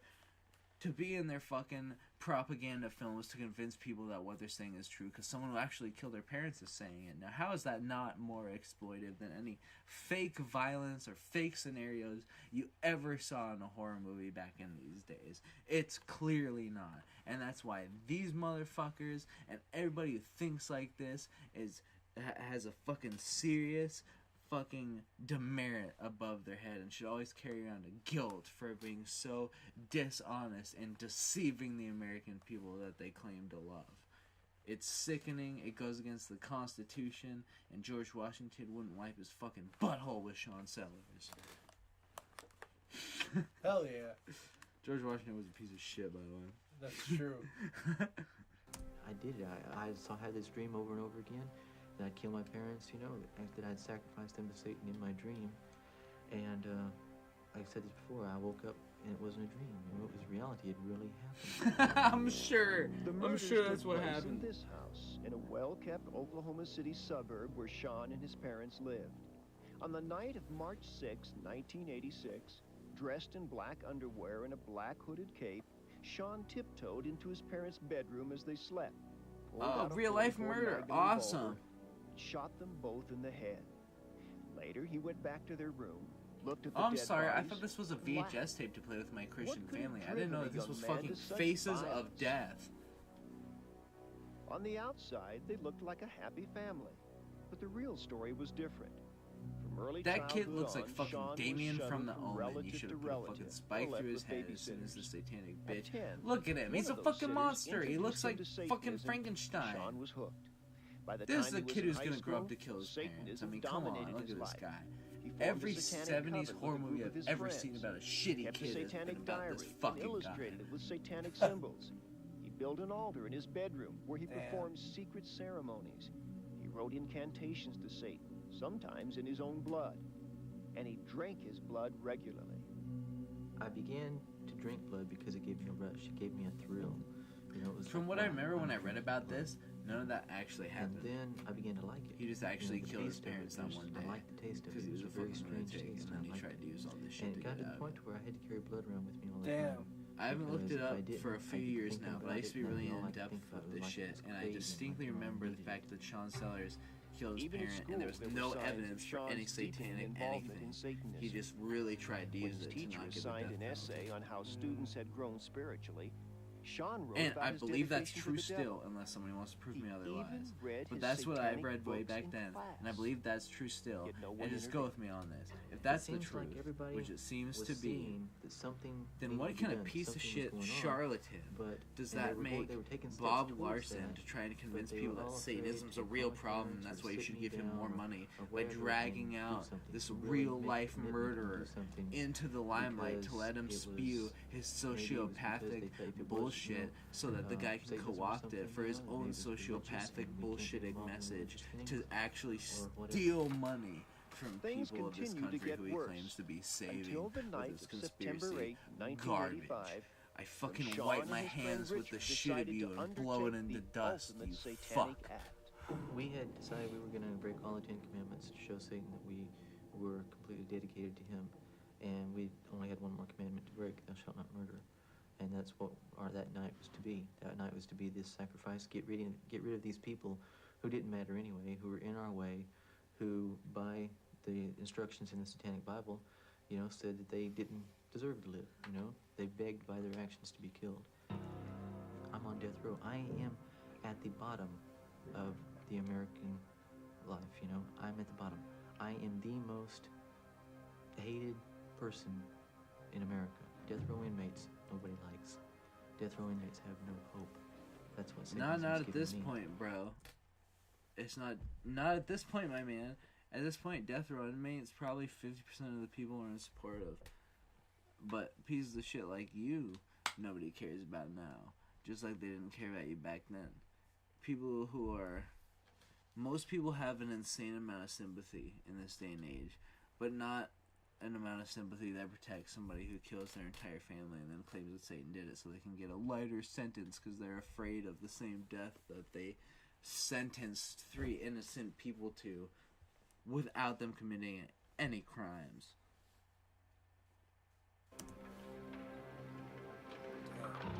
It's fucked up, man. It is fucked up.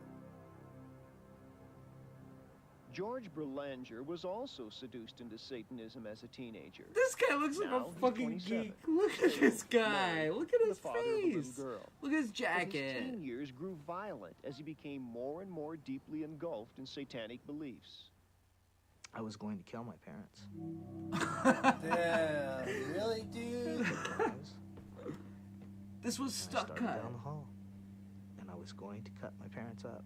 They were stuck cut. And for some reason it stopped. This I was very motherfucker cold, said they were very stuck cut. demanding, Like very an hour physically ago. violent to my parents. They were stuck cut. Very physically violent. I used to punch my dad Stuck out. cut? I He used to said hit my that. mom. I mean, Holy shit. the whole night without any remorse at all. At this point, my parents were so afraid of me. They were afraid. They were afraid for their lives. They put a deadbolt lock on their door. That's how I'm sure afraid they were. did. In their own house.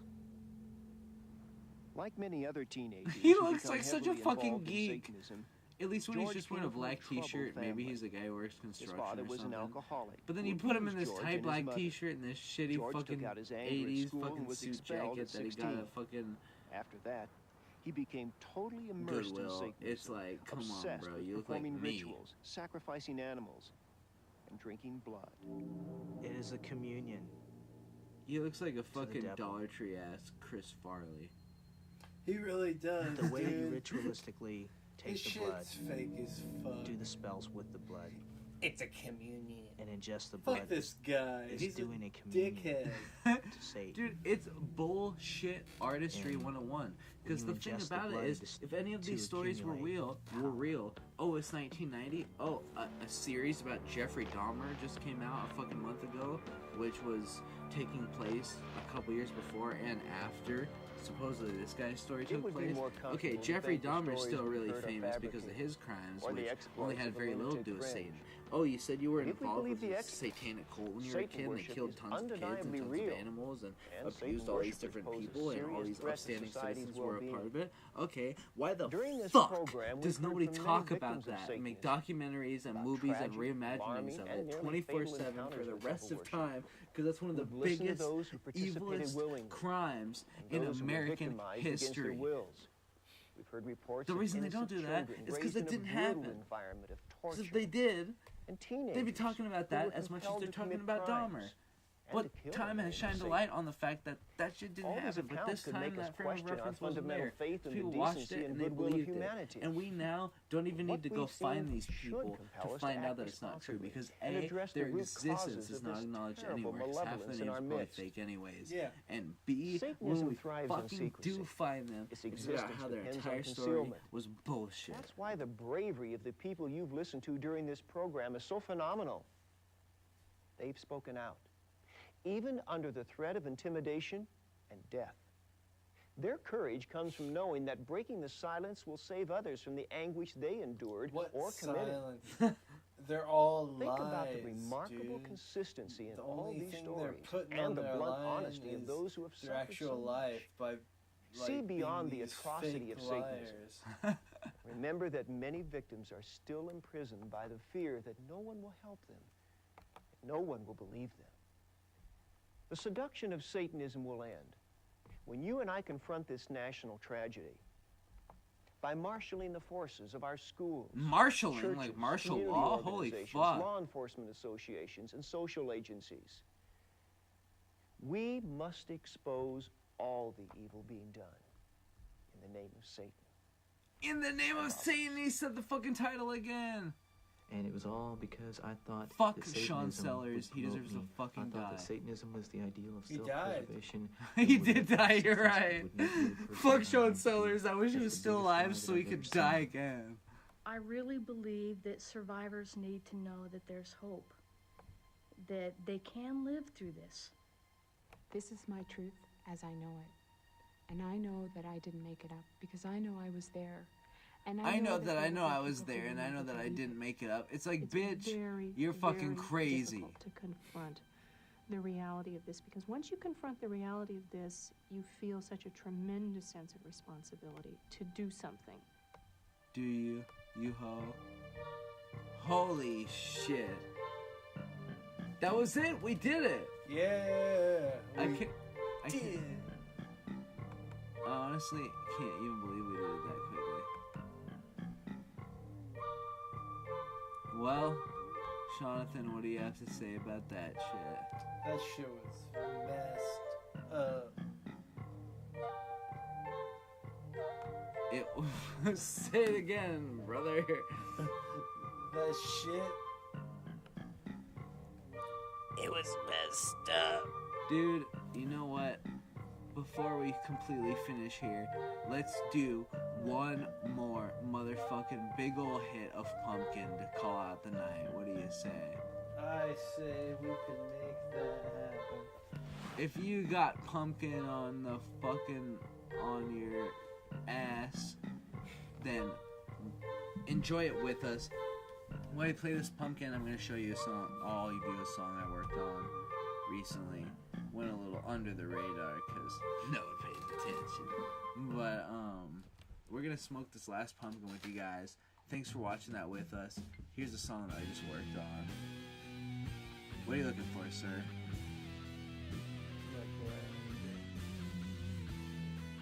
It's that part of it over there. On the bookshelf. What's that part of mine? That's part of yours. Give me a second. We can't play this song before the bomb of Pumpkin.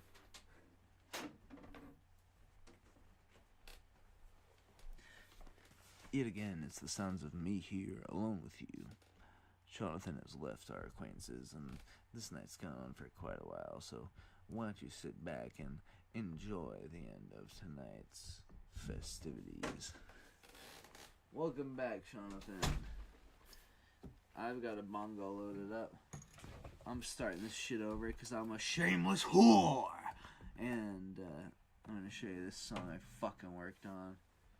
I've actually been working on this one for a couple months, but I could never finish it because I'm not good enough to finish it with the idea in my head. So I decided to just bullshit it out as best as I could, even though it sucks.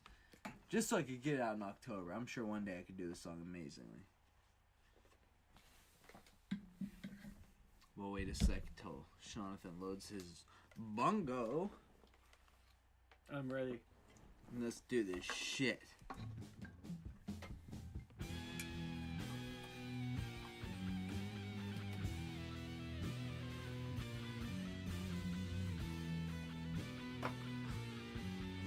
This is tonight's final bong of the night. We're smoking pumpkin. We hope you enjoy the smooth, sexy sounds of Undead God.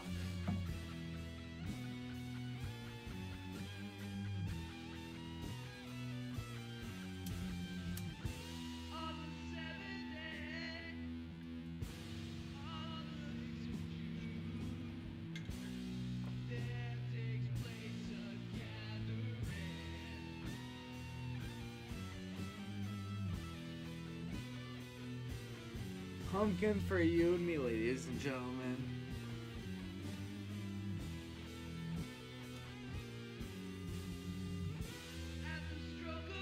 Let's do a switch. What's that? No, I want to choose you.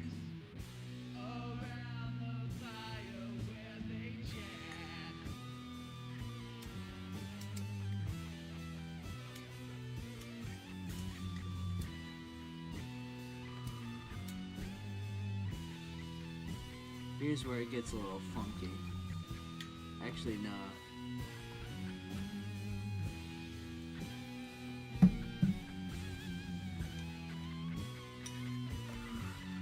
As you can hear, I'm just fucking around at this point. I'm like,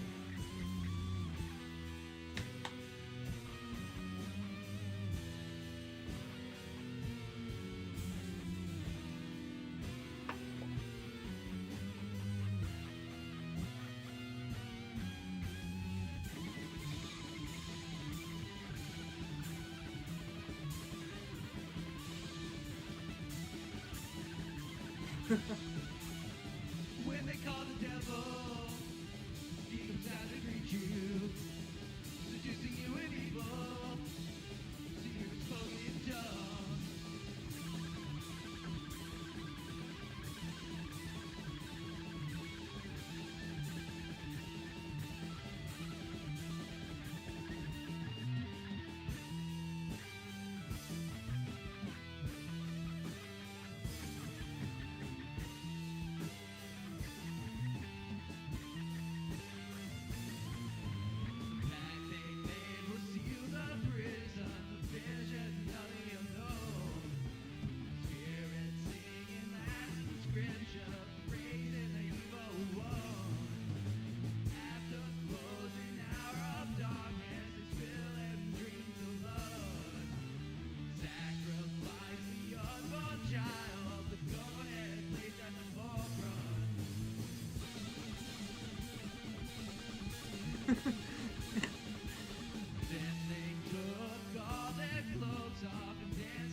night, guys. We're gonna listen to this song, and we hope you have a good night.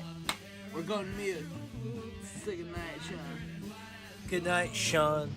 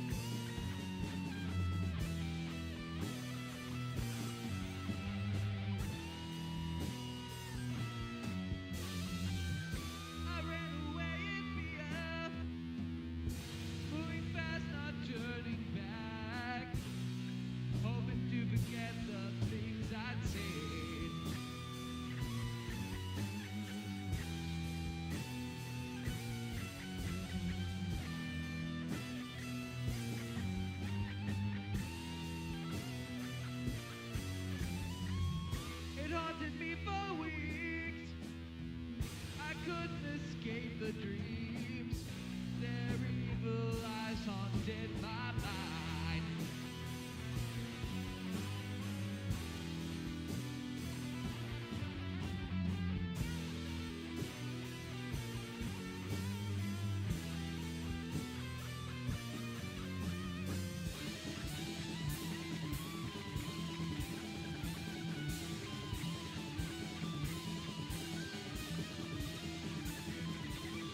When they call the devil, he comes out to greet you, seducing you with evil, secret spoken in tongues.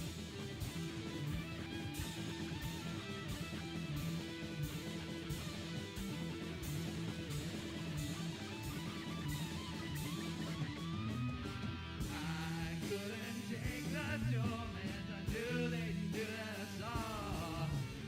Must have cast an evil curse that haunts me all day long. For their sins they must be punished, they must all be burned. Grab my torch and grab my pitchfork and head for the burn. I arrived as I was going, but no one else was there. The silence was suspicious and cold, and suddenly they appeared.